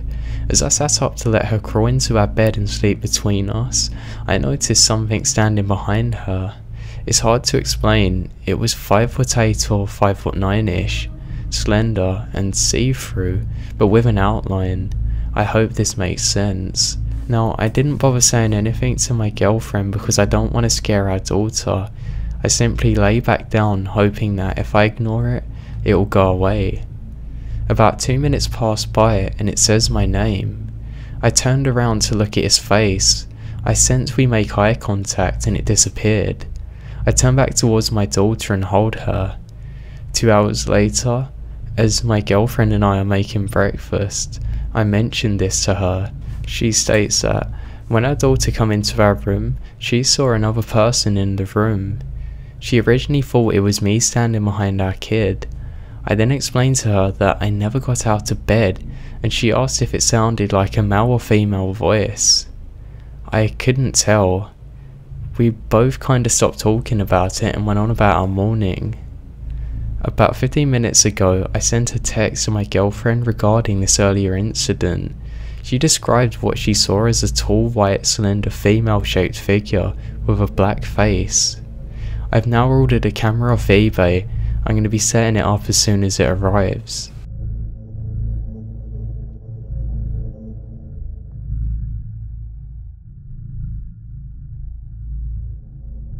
I used to own the most sweetest natured, loving and loyal golden retriever who loved nothing more than people and food. About 2 years ago, we were both walking back from a long dog walk through some woods on the outskirts of the town where I live. On the edge of these woods, there's a large housing estate that has a bit of a bad reputation and a supermarket that I was about to stop off at on our way home. To get to the supermarket, we had to walk through this path that's quite isolated and then underneath an underpass. Along the way, there's a few discarded McDonald's food wrappers that my dog tried to get at, being a typical retriever. We get to the supermarket and I let him outside near the shaded area. Now I've done this countless times in the 10 years that I've owned my dog and never had an issue. I then took his lead off him and taken it inside with me. I always did this as my reasoning was that nobody would be able to drag him away if he didn't have a lead on. I bought 1 or 2 things inside the store and I was only gone for maybe 5 minutes or so. Now as I was paying, I just had this gut-wrenching feeling that I had to go outside and that something was wrong. I then literally ran out of the store and found that my dog was gone. The car park was pretty empty as it was a boiling hot day and there wasn't many people around to ask if they'd seen him. As this is a supermarket at the top of a hill, I had a good point of view and I saw a flash of gold that I knew was him moving through the path ahead towards the woods that we walked through. I ran after him thinking that he'd gone back to eat the food wrappers that he'd sniffed earlier, so at this point I wasn't really panicking. I got the food wrappers and there was no sign of him. That's when the panic set in. I then started screaming his name and I could hear his panicked barking and howling coming from the underpass that led to the path to the woods. I started running and reached the entrance of the woods. There in the middle of a clearing was my dog with a rope around his neck. Surrounding him was about 5 or 6 teenagers. He looked like he was in trouble. They're all male, about 16 years old. 2 of them had their phones out and were filming. Another one had what appeared to be a large aerosol can and a lighter. Another one had some kind of sharp object. They're all laughing, yelling and jeering at him as some of these kids were prodding him with what looked to be a metal pole. I started yelling and screaming at them to give my dog back. That took them by surprise, so my dog managed to break free and ran straight towards me. Now I absolutely dread to think what these creeps were planning to do to my dog. Being a short female, I wasn't going to stick around and see what happened next. I grabbed my dog and we both ran. I'm never going to forgive myself for leaving my dog. This is a reason that you can never leave your animal like that alone.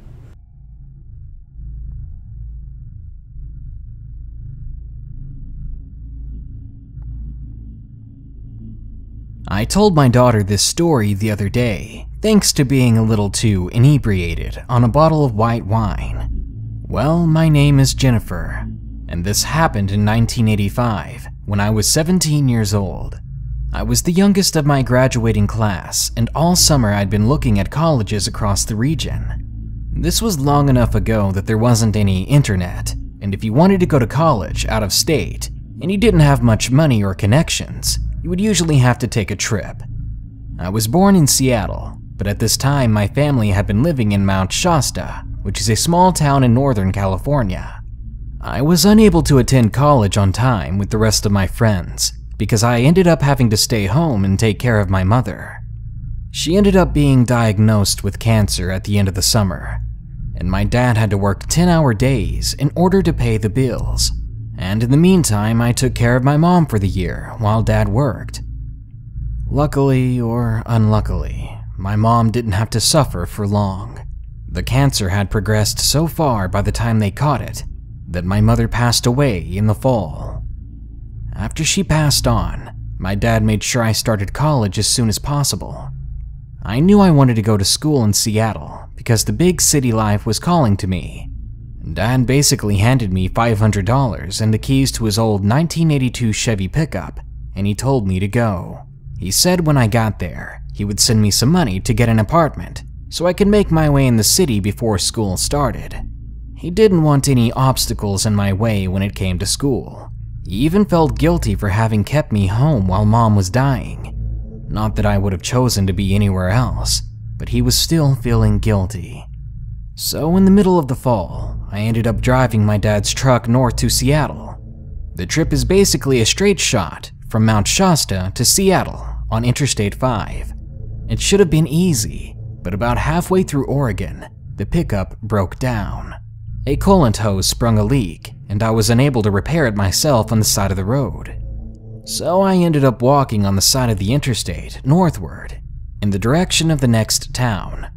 I just passed a small town named Greene a while back, and the map said I was just south of a medium-sized town named Roseburg. I couldn't be sure how far away from Roseburg I was, but walking wasn't a problem for me, and Roseburg would be much more likely to have a repair shop. So even if it was further away, it was definitely worth the attempt. It was cold that evening, and the wind chill was cutting through my coat and causing me to hate life. I decided it would be best to hitch a ride to Roseburg, since it was getting dark really fast. I thought I looked pretty good back then, but even still, no one stopped to give me a lift.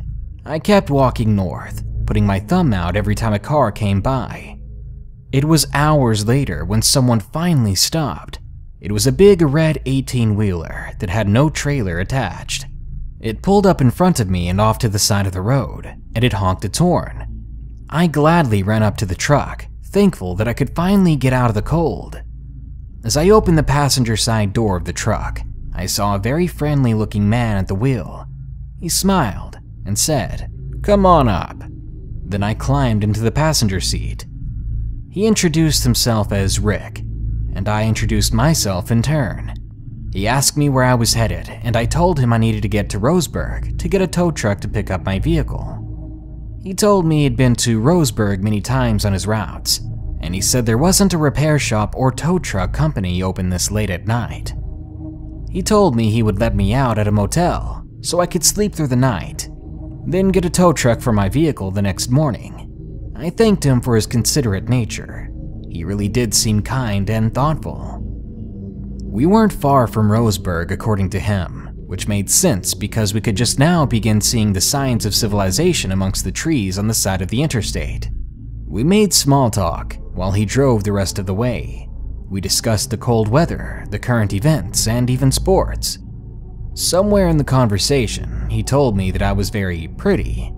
It caught me off guard, but he didn't say it in a creepy manner, so I merely thanked him and continued talking about sports. He didn't say much after that, kind of just let me talk. You know that feeling you get when you realize you've been chatting on and on about something, and the other person hasn't said anything for a few minutes? Well, I got that feeling because he hadn't said a word since he told me I was pretty. I stopped and apologized for being so chatty. He looked at me and smiled, saying it was all right. He likes to hear my pretty voice. That time he did say it in a creepy way, but sometimes that happens. I doubted he meant it like that. I kept quiet in hopes that he'd start talking and we'd discuss something else. Instead, we didn't say a word. He watched the road and I just sat there. In a minute I began looking around the cab, and I ended up looking in the back of the cab behind me, and what I saw puzzled me. In the back there was a large brown blanket, some clothes I'm sure were dirty, and some shoes. The thing that puzzled me is they weren't all his clothes and shoes.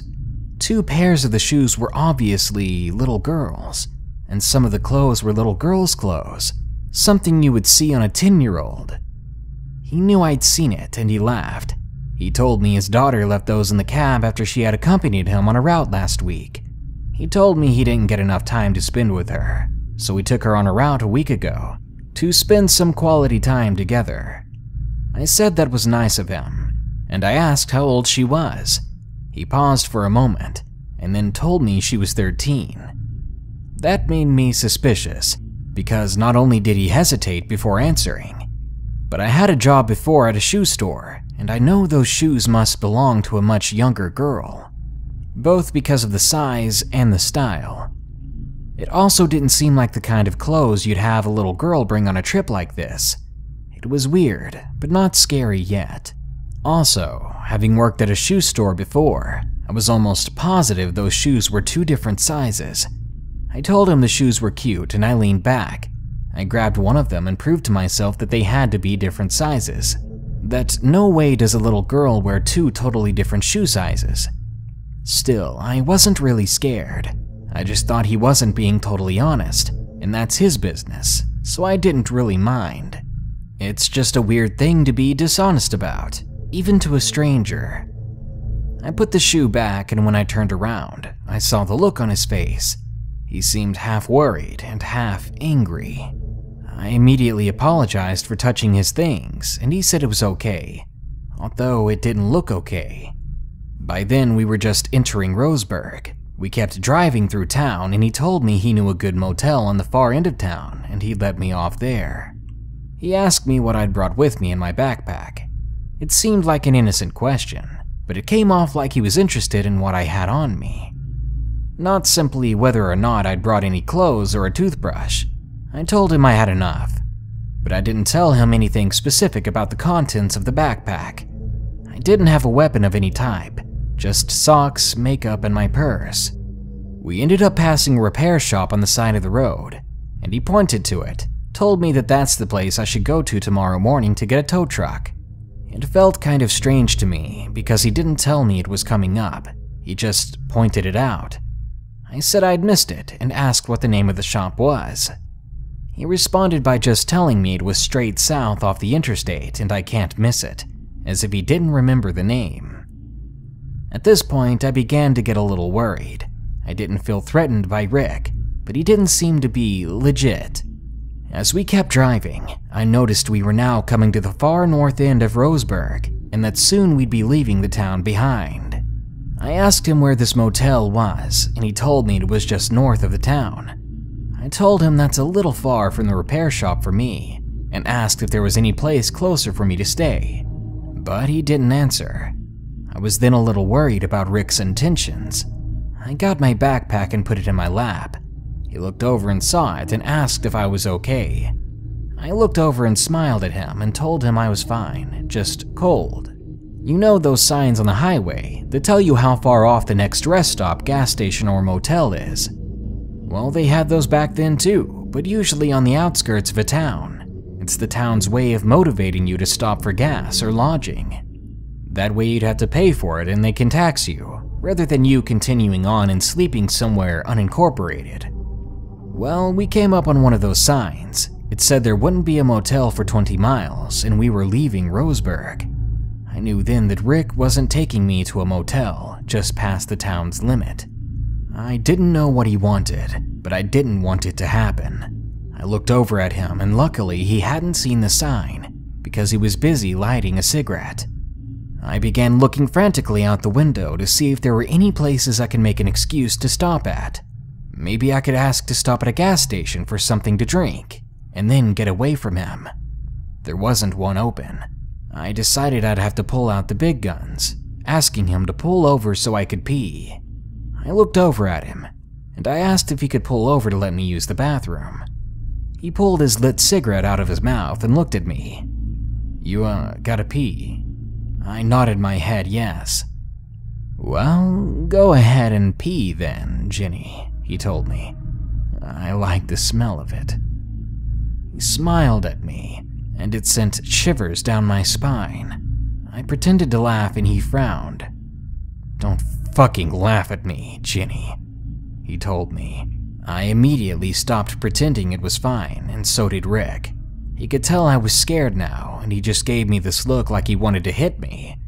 I asked him where we were going, and he told me not to worry about it. At this point, I could actually see the end of Roseburg coming up ahead.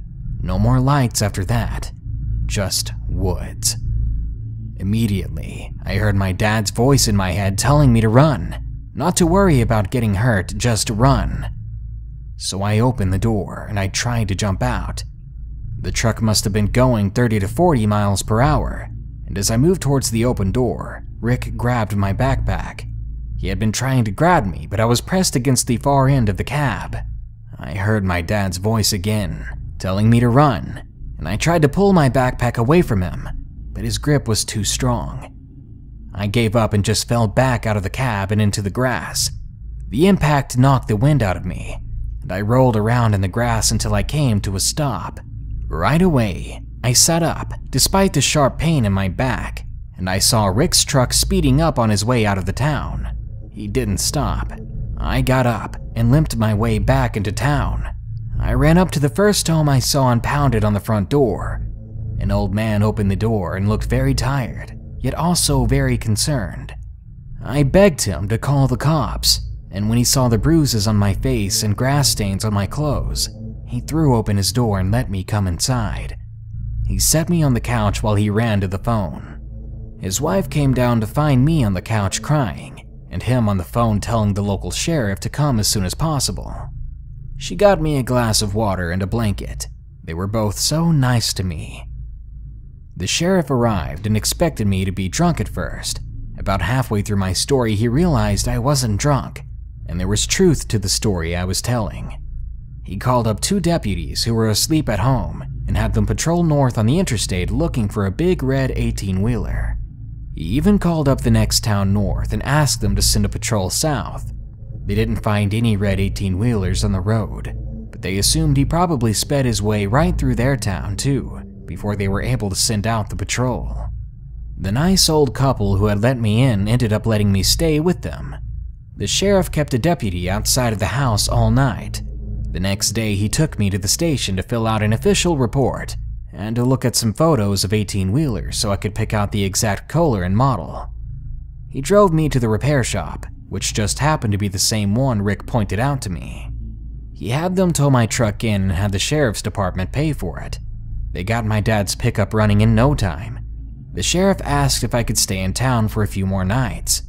I was fine with that, because I didn't want to meet Rick on the road again. I stayed at the old couple's home for 3 more nights, and I spent my days with the sheriff as we patrolled the interstate and called the nearby towns asking if any truckers had been pulled over matching the description. I did stay in contact with the sheriff and the old couple who helped me.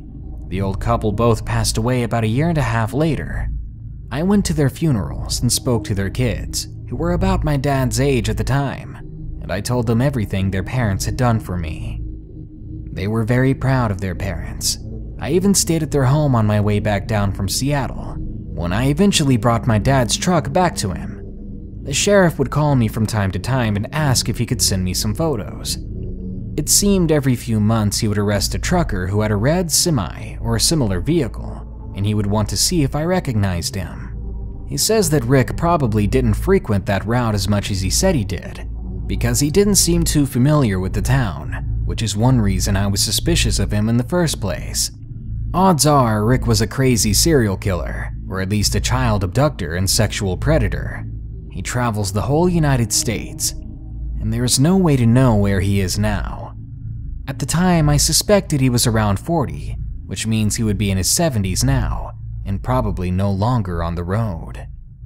The sheriff told me many years later that there are tons of old folks in retirement homes who have no families, and no one ever visits them. He said that Rick is probably living that kind of life now if he's still alive. Wherever Rick is now, I hope he never really hurt anyone, or at least I hope he never hurt anyone again. But if he did, especially if he did hurt the 2 little girls whose clothes were in the back of that truck, then I hope that wherever he is, he's suffering and he's alone. To this day, we never found Rick.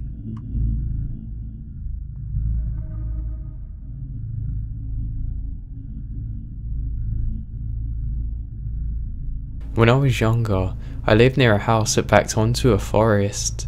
One day, I was playing outside like I normally did in our backyard, and a man approached me just as it was getting dark. Now, I didn't get a chance to speak to him properly because before I could say anything, he motioned to me to be quiet. He had obviously been in the stream because he was covered in water, and some of the water dripped off his hands onto the floor when he raised his hand to his mouth. I had never thought anything of it. Later that night, I did remember the police coming to our house. Now the rest of the story my mum had to fill me in on because I was too young at the time, but apparently a police officer come to her and said that they were hunting down a serial killer and the blood trail led through the forest behind our house and said if we'd seen anything.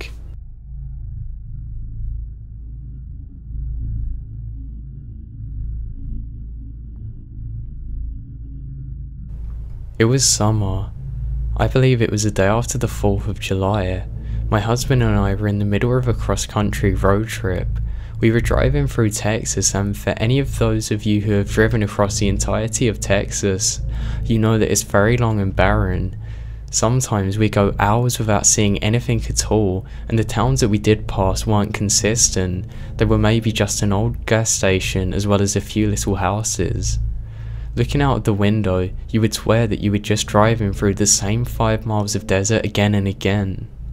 I started getting a headache and my husband suggested that I took a quick nap. I remembered allowing myself to doze off as I watched the beautiful colours of the desert sunset. The slowing of the car woke me up and the first thing that I noticed was how dark it was. I believe it was around 10 PM. My husband had stopped the car because he wanted to go to a shop near a gas station. He said to me, do I want to go to pee because I might not get another chance for a long time. So I decided to go. Both the men's and women's restrooms were a little bit down the hall from the open area of the shop. I was groggy and tired and realised how badly that I needed to pee, so I shuffled into the restroom. As I got in there was only 2 stalls and one of them had a woman coming out of it. She didn't quite look homeless, but she was definitely messy looking. She had wild grey hair, almost shoulder length, and it was really sticking out. It looked like she hadn't seen a brush for weeks. She had raggy clothing. She just didn't look fully homeless, but was wearing the right clothes to have been. She had several layers on, one of them being a large coat. Now keep in mind that this was Texas in the middle of July, and the jacket was just hanging on her shoulders like she couldn't be bothered to spend 1 second to put it on properly. She was also carrying something tied up in a plastic bag. I gave her a quick smile as our eyes met and she just stared at me. Then her face looked wild and angry. Her eyebrows were raised as if she was mad at me. She looked at me like she was hungry, and this is when I started to feel that things were wrong. I tried to brush everything off and quickly went over to the stall, taking my time to open the door because there was something off about her. Even the posture of her in front of the mirror was odd. She was standing with her body more angled towards me, but her face was towards the mirror. Her body was tensed, legs slightly crouched as if she was ready to attack or something. Her hands were not up by her face or trying to fix a mess of hair. I wasn't sure why, but I suddenly felt very uncomfortable. I regretted leaving my cell phone and purse behind. I shut and locked the stall door and took my time using the toilet. I wanted her gone before I got out of the stall. I stayed there long after I'd finished, but as the woman was still there, I decided to wait even longer. Finally, I heard the smacking of her flip-flops as she made her way to the door. I heard it open and then slam closed. The door was pretty heavy and slammed the same way when I entered. I stayed for a moment and allowed for a wave of relief to wash over me before I looked back. Then, paused. Fingers only an inch from the door. I stayed silent as I could manage to confirm what I'd just heard. Yes, breathing. The woman had only pretended to leave. At this point, I was scared and confused. Why had she tried to trick me into thinking she was leaving just to stick around? I knew something was very wrong, so I stayed in the store even longer. This time it must have been at least 20 minutes, but I had no way of knowing for sure. I could tell from the direction her breathing was coming from that she had positioned herself in the far corner right next to the door. It was just far enough away that I couldn't see her feet. Finally, I heard her leave. This time I waited even longer to make sure she wasn't tricking me again. I slipped out of the store, quickly washed my hands and rushed down the hallway to the store. It was pitch black outside and I have no idea where she was. She couldn't have been far. A large man was then checking out of the register, so I waited near a window display. He left the store and I quickly slipped out the door behind him. Sure enough, crouched right outside the open door is this woman. She seemed surprised as she stood up and turned away, quickly going around the side of the stall. My husband was waiting in the car and asked if I was alright since I'd taken so long. I said I would tell him all about it once we got away from there. Nothing else ever come of this. I don't know what she wanted or what her intentions were. I'm just lucky that there was somebody else to leave with. Who knows what she could have done to me in them seconds when I left the store if I was alone.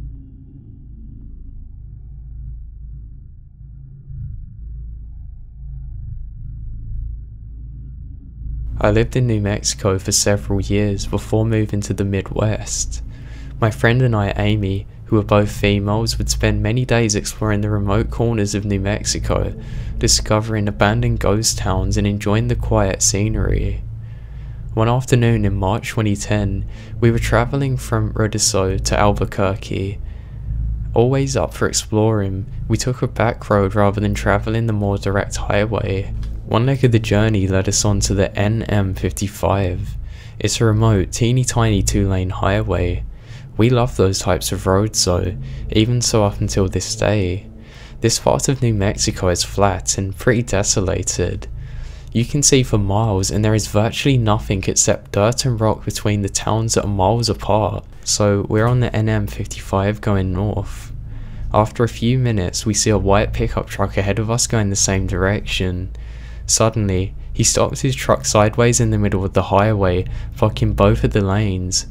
Now we're about a mile away from him, and as we get closer, we begin to get very uneasy. We could see he was there for no reason. We were the only other vehicle out there, and we began to wonder if we should turn around or just go off the side of the road to avoid him. It didn't make sense why he was forcing us to stop. We're about half a mile away from him when he suddenly pulled over to the opposite side of the highway. His truck was still pointed in the direction that we were going. We tried to relax a little. Surely this guy was a rancher or something. Maybe he was checking out his land. As we passed him, we noticed a few things. 1. There was only one person in the truck, a middle-aged guy who never took his eyes off us. 2. He was on a walkie-talkie. A few seconds after we passed him, he pulled back onto the highway and started following us, but he never got close. He would get within a few car lengths and then drop back a little and then speed back up again. We were getting nervous. We realised how lonely we were. We'd seen no other traffic on that road and haven't told anyone about our great idea to take this detour. We both quickly checked our cell phones, but neither of us had a signal. This only made our situation worse. Amy was driving and speeding up while I frantically checked the map, hoping to find a road that would have more traffic. The problem was, there literally was none. We would have to travel this road to get to the next town. Turning around to go back the other way didn't seem like a good option. After a few minutes, we then saw another pickup truck coming towards us. He was going very slow, 20 miles per hour if that. This pickup was an old beat up one, whereas the new one was actually behind us. Amy had us up to 75, which isn't typical for us as these are 55 limits, and we blew past the old pickup. As we passed it, we noticed that there was another middle-aged guy in it, and he was also on a walkie-talkie. After the white pickup passed him, he pulled a U-turn and pulled in behind it. As we watched all of this, we could see the white pickup truck guy talking into his walkie-talkie as well. No doubt they were talking to each other and were deliberately following us. And for the first time in my life, I actually felt hunted. They strayed right behind us. We watched for obstacles in the road, and truly thought the old beat up pickup guy had set up a trap in the road, or would somehow disable our vehicle. Because of this, we started driving into the fields around us, but this was obviously their territory, and we were afraid that something would happen if we went off the road and got cornered, so we had to stray back onto the highway. But now white pickup guy was right on top of us. We could see him talking into the walkie-talkie, and he stayed right on our bumper, and the old beat up pickup truck guy was right on top of him. The three of us sped down the highway. The white pickup got closer. His manoeuvring and edging closer made it apparent that he was trying to bump into us. I watched helplessly as he got within inches of our back bumper. Amy floored it. We were passing 80 miles per hour now, closer to 90. I mean literally, any little wrongdoing would have sent us into a catastrophe. We were absolutely not going to slow down though if we could help it. The white pickup pulled into the opposite lane and started to gain speed. The only thing we could think of was that maybe he wanted to pass us and get in front. If he got in front of us, his body would have been behind us and they could box us in. We then both frantically looked to the rocky desert on both sides of us. Our only option was to off-road it. Should we risk it? We could speed through the desert and make it in one piece, maybe. As we topped a small incline, we saw a sign that said San Luis Pueblo, Missions National Monument. It was pointing to a road on the left of us. Right at that moment, a blue pickup truck pulled out of that road onto the highway in front of us. As we come up to the blue pickup, we saw the plates that said US Park Service. We looked at each other and we looked behind us. Both pickups did a U-turn and went the other way. We followed the blue pickup up to the Mountaineer and then made our way to Albuquerque. I don't know exactly what those guys' intentions were, but they weren't good. There was something seriously wrong there. I notified the state police and they said that they were going to keep an eye out for us. Now, this area is near Belen, NM, which is near where Tara Kalisho was abducted. It's also about 100 miles away from Elephant Butte, NM, which is where David Parker Ray had his secret torture laboratory. We didn't put all of that together until later though.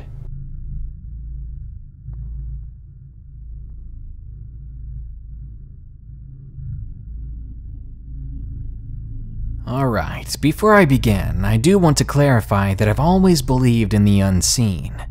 Not ghosts as in humans dying and coming back to haunt us, but an unseen race similar to mankind.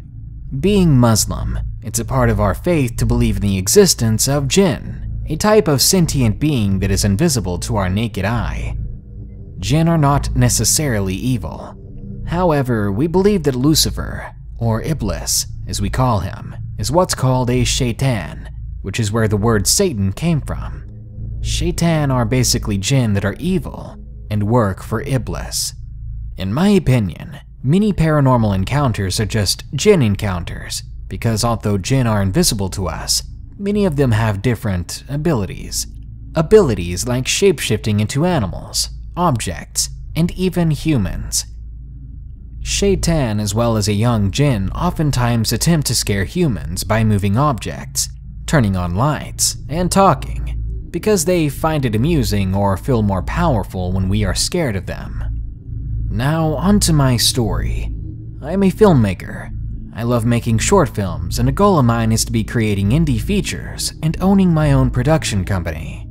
I love all types of films, but for some reason, I seem to be drawn to horror films. Maybe it's because of my interest in the unknown. About a couple of weeks ago, as I was out getting some food, I walked past a Salvation Army store, which for those of you who don't know, they sell used items for very cheap that people donate to them. Beside the store was a small section where they toss stuff out that they can't sell. I decided to check that out to see if there's anything good. And something did catch my eye. A super creepy toy doll. Now, most people would not want to take a creepy doll home with them, but not me. I thought it would make a great prop for a short horror film, so I threw it into the trunk of my car.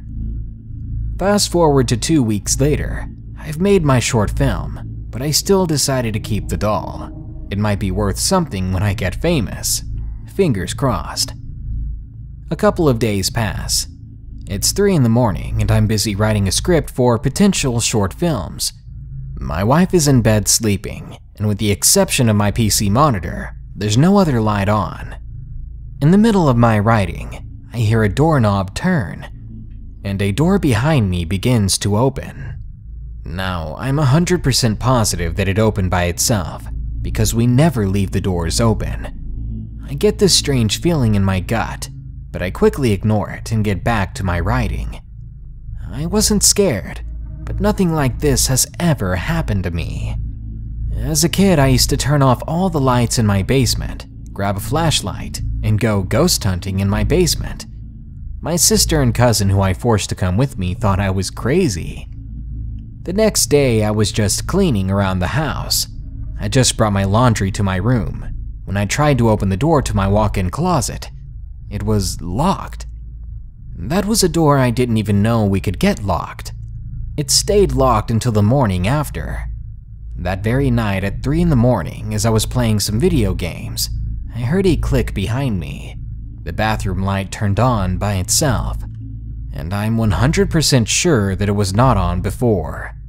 The strange feeling I had 2 nights ago soon returned. Just this morning, as I was driving to work, I felt a hand grasp on my shoulder. Nobody was in the car with me. Now, I'm not sure what the cause of all this is, and I don't want to speculate too much. I just don't know if the creepy doll has anything to do with this, but it all seemed to start after I found that doll.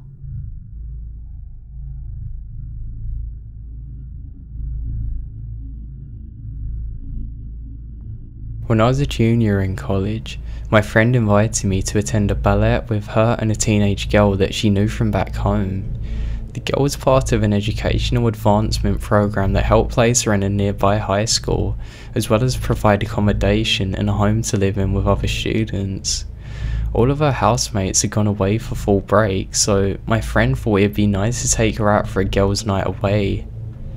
It was about midnight when we got back from the ballet. Since we were in the possession of a 16-year-old overdue curfew, it seemed very important to get her home as quickly as possible. The girl's house was fairly close to a student shuttle stop, and it wasn't far from the end of the campus, so we figured that we'd just walk her home and then double back. While we were walking back into town, we realised that you could easily take a shortcut through the slight wooded area to get to the campus easily, rather than walk all the way round. So we decided that the best option would be just to go through the woods. We didn't have a flashlight, but my friend's iPhone could do the job. Several minutes into our hike, we lost sight of the footpath and dorms. It was much darker now, and my friend was less certain where we were going, so we quickly paused to check our location. As we all huddled motionlessly around my friend's iPhone, we heard a twig snap behind us. We turned around to find a young woman. We think that she is probably a student, standing only a few yards away. Her hoodie was all the way up and you couldn't see her face. She seemed enormous, but given that I'm 5'3", anybody's taller than me. She was silent for a moment, then said, "Where were we going?" "We're heading to town," my friend said. "Where are you going?" "What do you need in town?" "We're taking her home," my friend pointed to the teenage girl. "Where does she live?" "Not far." "Where are you going?" "Do you know how to get there?" She started walking closer to us. The teenage girl grabbed a fistful of my coat and actually got closer to me in fear. "Yeah, we'll figure it out. Are you going towards the campus or into town?" "Which way is it, her house?" She was now within a few feet of us, and she kept on slowly approaching. My friend quickly blurted out, "Just this way, good night." She was bluffing, but any direction away from the student seemed like a good direction. The plan was a failure. Within seconds, I could hear her crunching the leaves behind me. She was following close enough to touch me. I sped up. I was certainly about to get a knife in my spine if I didn't go away. When my friend saw me rushing, she turned back to see the student following us. She grabbed the teenager's hand and the 3 of us began to run. We never turned back. I'm not sure how long the student followed us, especially since we figured out we were running the right way when the teenager yelled out, "That's it." We were very close to being back to her accommodation, finally back under the lights.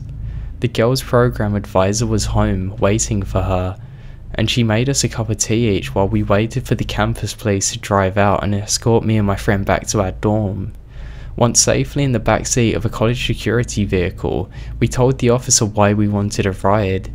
He told us that this is the 3rd time that they had picked up students being scared running from the forest, also encountering that strange girl in a hoodie. They actually alerted the local police to go and search in there, but they never found anyone. He figured that it was just a student on a stroll from the dorms and we had nothing to worry about. As soon as we got out of the car, my friend got a text from the teenager.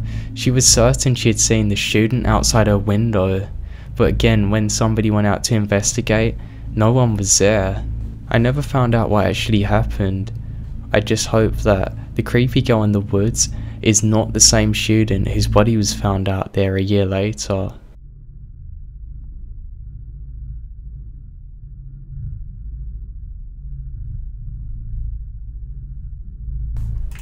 Around March, me and my roommate at college decided to go camping at a place just above our college in Eastern Kentucky one day. We had got up there and unpacked our tent and soon realised that we had forgotten the poles. So we started to pack up and started to head down the mountain. At this time it's about to storm. It's around 9 PM at this time and it's dead silent in the woods. My friend had fallen and hurt his knee, so I grabbed some of the gear he brought too and called for a buddy to meet us at the bottom of the mountain. A side note is that we had usually whistled to each other while hiking because it's easier than shouting. Anyway, I hear this whistle which is a pretty unique one. It's coming down the mountains. I'm assuming it was our other friend waiting at the bottom for us. I then whistle back until he calls us and asks if we're whistling at him. We tell him, "No, I just whistled back at you." He then tells me that he heard two distinct whistles. Then I hear the same whistle coming again from behind me up the mountain. At the time I didn't really think much of it. Later on I smelled ozone around the mountain, and when I described this to my fiance, she was getting chills and told me about the skinwalkers or the goatman of the Appalachian Trail that supposedly smells like ozone and it mimics its potential victims. Now I'm not sure what it was. Maybe it was another person. Maybe it was something different, paranormal. I'm just damn sure that it wasn't a bird.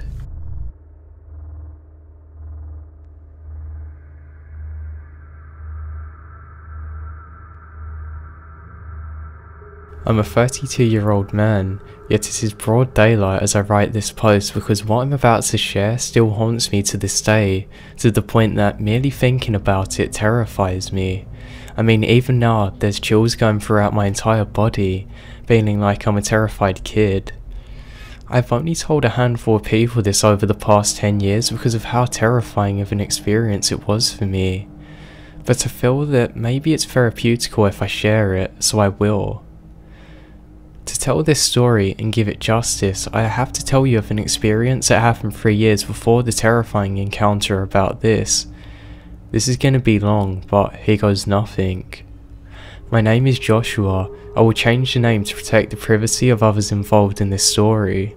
Now I live in Arkansas, and in late 2003, near the middle of fall, right before it started getting really cold, my wife and I were invited to camp with a friend of mine and his girlfriend at Sugarloaf Lake in Oklahoma. I say camp, but the actual plan was to meet at Sugarloaf, and my friend, and we'll just call him Bob for this, and my wife went around to see some paranormal places in the Sugarloaf area. So we got there at about 7 PM. I was driving a white 1996 F100, Bob was driving a 1980 something white Celebrity. It was really a piece of crap. Anyway, it was late dusk becoming dark, and we all climbed into Bob's car and he took us around the area. First, to an old abandoned house, but other than some raccoons rustling around, it was a good waste of 2 hours. Then he took us to a graveyard that was supposed to be haunted, a bust, then an old church that was run down and supposedly haunted.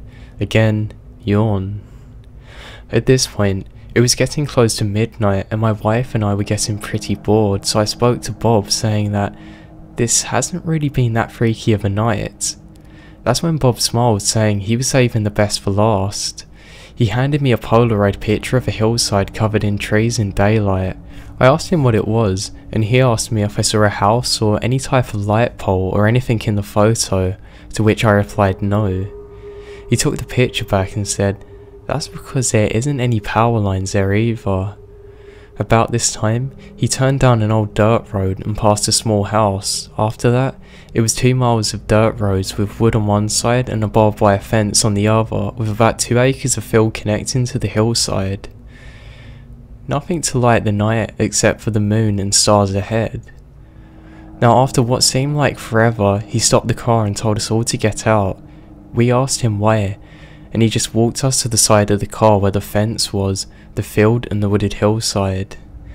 He looked at his cell phone, which his cell phone and mine had no signal. Now this is 2003, the area had no cell towers, but he looked at his phone and said it was 11:57 and told us all to watch the middle of the hillside. even at complete dark, I could tell that this was the same hillside from the picture. 2 minutes go by, nothing has changed. Then, at exactly midnight, a small light flickers in the middle of the hillside. Now, a chill runs down my back as my wife, Bob, his girlfriend, and myself watch a small light, to me which looked like an old kerosene lantern beginning to move, swaying back and forth. We sat and watched in complete silence for what felt like several minutes when I finally spoke up and asked what the story with this was. Bob replied that he did not know, but the locals told him that at every midnight this lantern will light up, sway back and forth throughout the woods until the sun comes up, then disappearing. Nobody knew what the story was. At the time, I was a 19-year-old who didn't think anything would scare or hurt me. Since there were no houses around though, I yelled out, "We see you." "You're so scary with your lantern." Bob shushed me and seemed pretty annoyed, but it was so late. My wife screamed and pointed suddenly.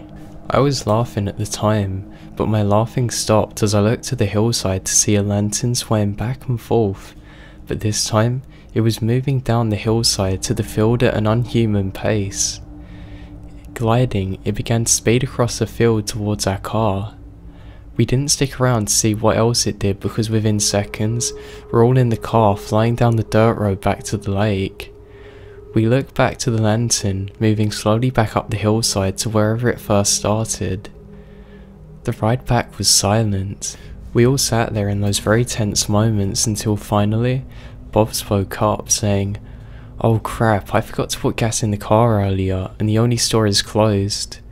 If we decided to go back out anywhere, it'd be best to take my truck until he could get gas in the morning as he only had about a quarter of a tank left." I said okay, and a few minutes later, we arrived back at Sugarloaf Lake. We had parked by the lake docks and we dropped my tailgate and sat there and talked about what had just happened. Bob's girlfriend was pregnant at the time and told him she was hungry. Bob looked at her and told her that he brought some snacks but she needed actual food. But since the local store was closed, asked if we could take my truck to the next town to go and get some food because his car wouldn't have enough gas to get us out of there. I obliged. We shut our cooler, put the tailgate up and loaded it into my truck. I turned the key and nothing happened. My truck was dead. Deeper than dead. No ding, no lights, nothing. For all intensive purposes, you'd think that it was like an EMP went off. None of this is making any sense. This was strange, and after the night we had before, it simply made us all feel very uneasy. We got out of the truck and popped the hood, pulled Bob's car around to the front and attempted to jump my truck with his car. This is when it gets weirder. As soon as we connected the jumper cables to his battery and mine, his girlfriend starts his car and within a couple of seconds between the cable and connectors, smoke appears. There's suddenly fire now. The cables were nothing more than bits of melted rubber and ash. We've never seen anything like this happen before. Bob runs and turns off his car and we quickly take the clamps off of the battery. We then look at each other in disbelief under the moon and starlit night. Did I mention that there were no light poles around, and we both get a bad feeling at the exact same time as we suddenly realise we'd been hearing a distant noise in the lake that was getting louder. It was a motorboat. Now, like I said, this was a time of year that it was starting to get very cold, especially at night. We were bundled up as it was and we were standing still on land at night, but why was somebody on a boat after midnight when it had been too chilly to even go out in the normal day? And the sound from the motorboat was going pretty quick, but we saw nothing. Suddenly, a boat does appear though, and a very bright spotlight temporarily blinds us all.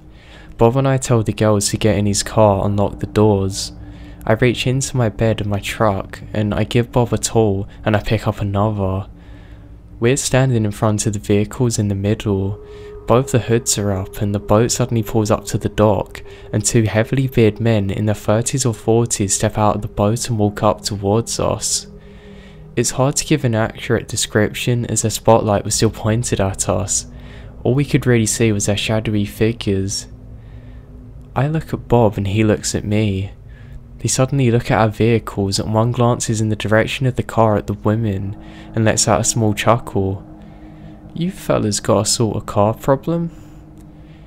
One of them starts to light up a cigarette. "Yeah, but it's nothing we can't handle," I stammer. The guy with the cigarette sniffs the air and looks between Bob and I. He's trying to see what the ashy stuff is. It's obviously from where we tried to fix the car. "Looks like it is more than your crappy cables could handle. You need some help?" "We got some tools on the boat and I think I can fix your problem right up." Then the other man chuckled and said, Fix them right up." Now, I'm truly speechless at this moment. I'm sure my mouth was hanging wide open. I can remember as these two men walk back to their boats, we hear what sounds like chains rattling around as we try and make out what they're doing, but the spotlight is so blinding, we can barely see, but the chain noise was enough. Bob looks at me and without saying a word, we both jumped into his car and we drove the hell out of there. For the next few hours, we drove to a populated area of houses which wasn't many in the rural area. We were pretty much stuck since we had very little fuel, but we all sat in the car, mostly quietly looking around in all directions to make sure that those guys weren't coming back. Bob would turn on his lights occasionally thinking that he'd seen movement in the dark.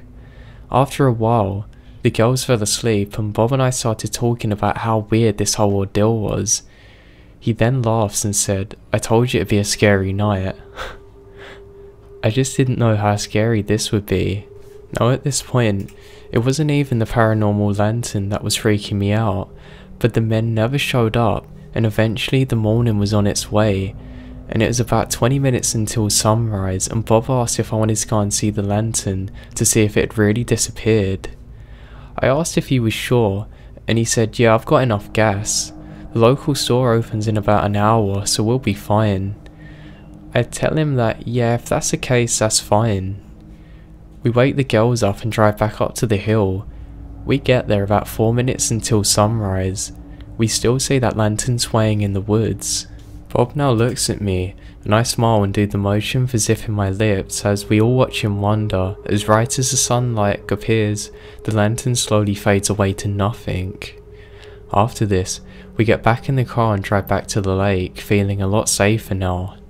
When we get there, there's no sign of the boat and the hood of my truck is still up and the doors are locked. On a whim, I tell Bob that I'm going to go and try and start the truck again, one more time. He then drove round to where he could go and get cell signal, and can you believe it? The truck started up right away with no hesitation or problem. Then we all went our separate ways, having been happy to see the sunrise and counting our blessings and swearing to leave the paranormal investigation in this area to the others, and swearing that we're never going to come back again to this area and we never want to run into them people again. However, all things fade with time. Fear, common sense for example.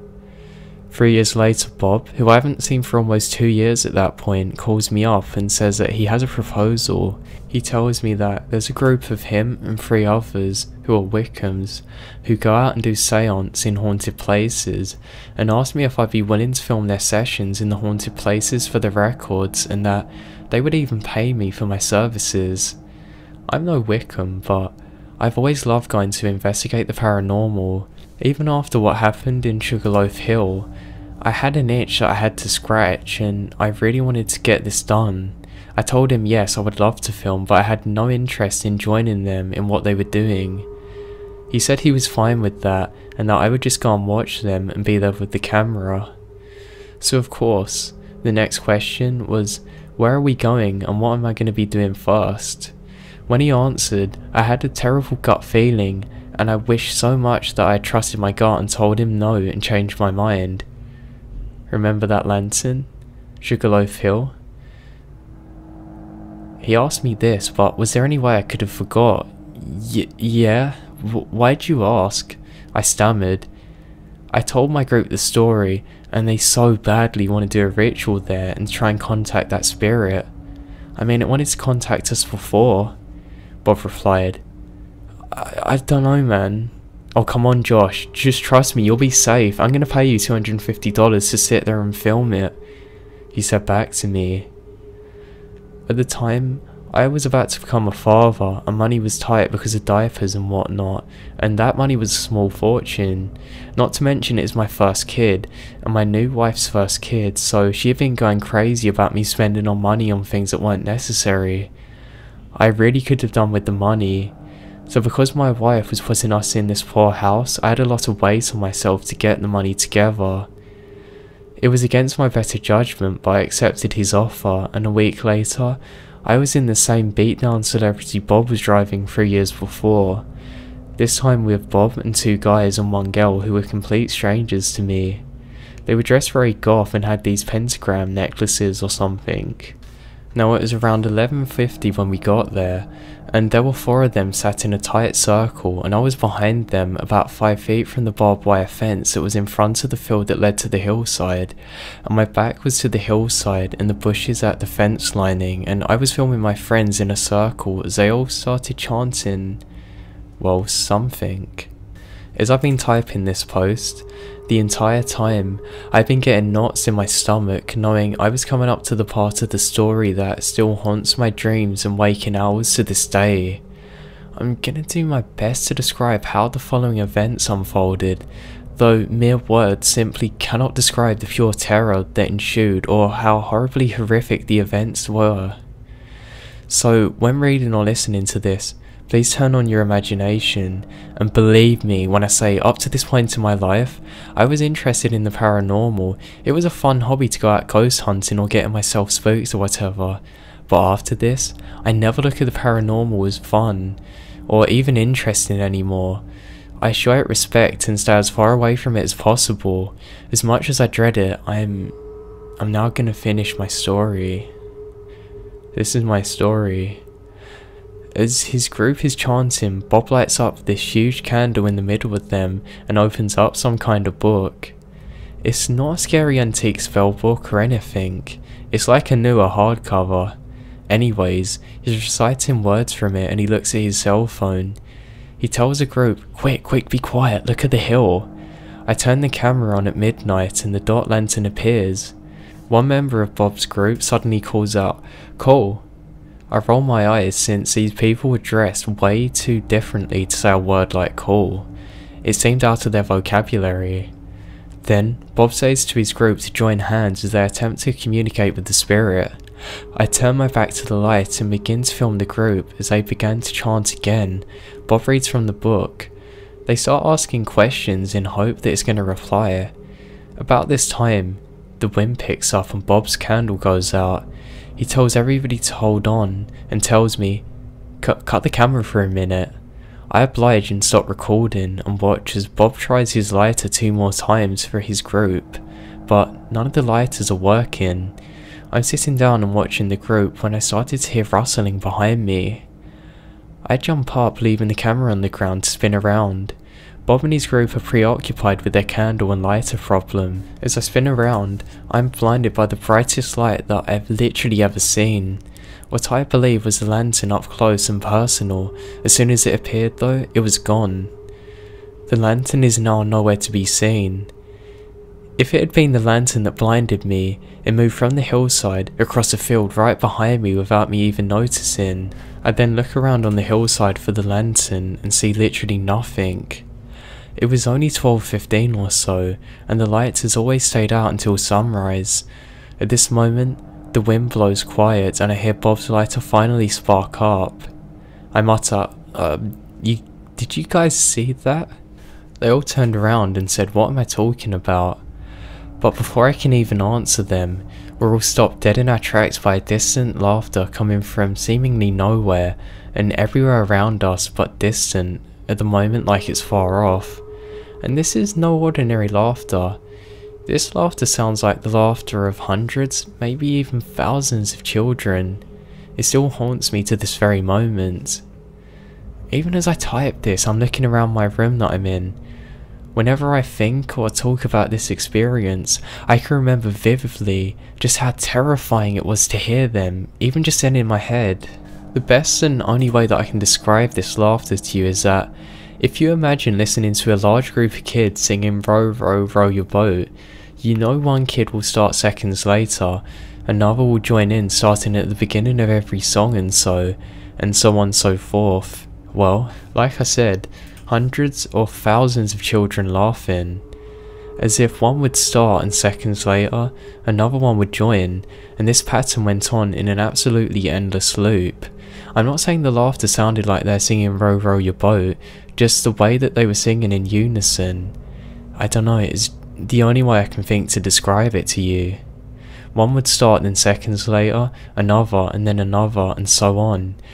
This was getting louder and closer. There was sinister laughing too, goofy laughing, giggles from all around us in all directions. I was shaking. I couldn't move. I was spinning around trying to see where it was coming from. This cannot be real. This sort of thing does not happen. Why was it happening? I scream at Bob and his group that we need to get out of there, but they're already running for the car, leaving their wicker book and the candle right behind them, and without hesitation I run after them and jump in the car as the laughter is becoming deafening. We all haul us out of there and drive about a mile away and pull up as Bob is in no condition to drive as we're all freaking out. We all jump out of the car, pacing around the car, asking if this was real what we just heard. I tell Bob that I'm sorry I left his camera behind. He doesn't care. He's not going to go back for it. At this point, I get on my knees and I'm praying and I'm trying to catch my breath. I've never been so terrified. This is when all our chatter stops, as once again, we hear it. That laughter, off in the distance very quietly. At first, but slowly getting closer and closer and louder, until once again, it becomes deafening. We all jump back in the car and speed away. We drive for about 6 miles, and for the first 3 miles we can still hear the laughter in the distance with our windows down a little. We all began to calm down little by little, and by the 4th mile, when the laughter can no longer be heard, and with no intention of pulling over, Bob's friend in the passenger seat has his cell phone out and quickly tries to see if he can get a signal. After about 6 miles, Bob's friend says that he got full bars. He hands a phone to Bob, who calls a friend who is into the occult. He's very well versed and educated in it, and as we're driving, he's describing what happened to the lady. Bob later told me that his friend believes that it was the laughter of children of Hecate or something like that. I have no idea what Hecate is, but it sounded like more of a guess to me. Anyway, Bob is on the phone speeding out of the area. The 2 people in the back of the car all get chills at the same time, and they later told me that, just like me, the hair on the back of their neck stood up as loud snapping noises come from the front end of Bob's car, and Bob's celebrity stops dead in its tracks, and no longer will move. He tries everything, but the car won't go. The friends that Bob was talking to on the phone were only 20 minutes away and said that they would come in. As we sat in that car, nobody spoke to each other. After about 3 minutes, we saw a pair of headlights coming down the road towards us. We knew that this was too soon to be Bob's friends, and me and Bob thought that maybe we could get a ride from a local, and we all unloaded out of the car and stood in front of it waiting for the car to stop. Now, I cannot be certain, but my gut tells me that I'm correct, but the vehicle doesn't stop. But as it comes into view, it's an old beat up truck, and it slows down, and in the truck there's 2 men, in the 30s or 40s, both with huge beards, and they stare at us as they sped by.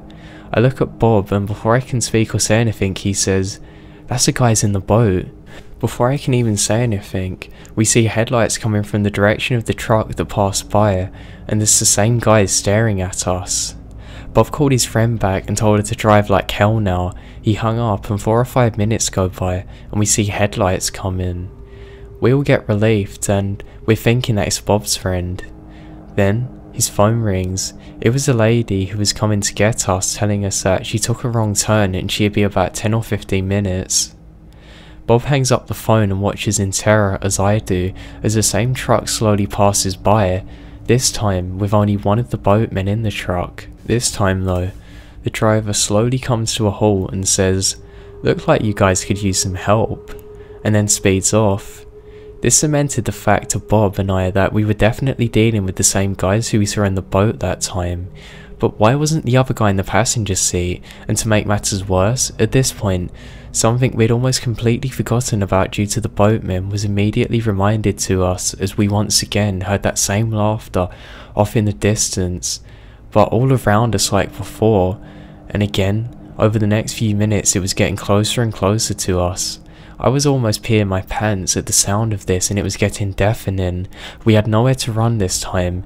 I suddenly see there from behind our car, off in the distance, two sets of headlights coming on and two vehicles coming towards us slowly down the side of the road. They take up the entire width of the backcountry road coming our way. The laughter now seems to be coming from the woods on both sides of the road that we were stuck on. It was almost like the children were zeroing in on us, and the sounds of hundreds or thousands of children were only within reaching distance. Apart from that, all we could hear was the crunch of tyres of the cars that were coming towards us slowly. With our last shred of hope fading away into the laughter of the children and the headlights of the two vehicles surely being driven by the boatmen, we're given reprieve as this time, coming from the other direction, we see another set of headlights coming fast. We hold our breath. The laughter, the boatmen, what could be next? That is when the vehicle that was coming up fast pulls up. It's Bob's friend. She unlocks the doors of her car, rolls down the windows and begins to tell us to jump in. When this happens, two sets of headlights coming from the other direction turn off and Bob's friend says, "Oh my god, you weren't kidding about the children's laughter," and she screams at us to get in. We begin to tell her about the boat guys as she turns the car around, and sooner than she starts to drive away, the two sets of headlights come on again, this time with their bright lights on. They're only about a car's length away. They begin trying to ram the car. I yell at the driver, "Go, go, go." She then floors it for the next mile or two, and the two vehicles stay right up behind us, and they turn off onto a side road. For about the next 2 miles after that, we can still hear the laughter way off in the distance with our windows down. After 3 miles, the laughter was gone. To this day, I still have no explanation to what happened, what the children laughing were, why the laughing followed us, if the boatmen were really connected to all of this somehow, or if they are merely a coincidence and they live by it. It's weird, but if that was the case, why did they not react to the laughing of the children? Is the lantern connected to the children, or did Bob mistakenly call forth the laughing from the ritual? I don't have the answers to these things. I don't think I want to know them.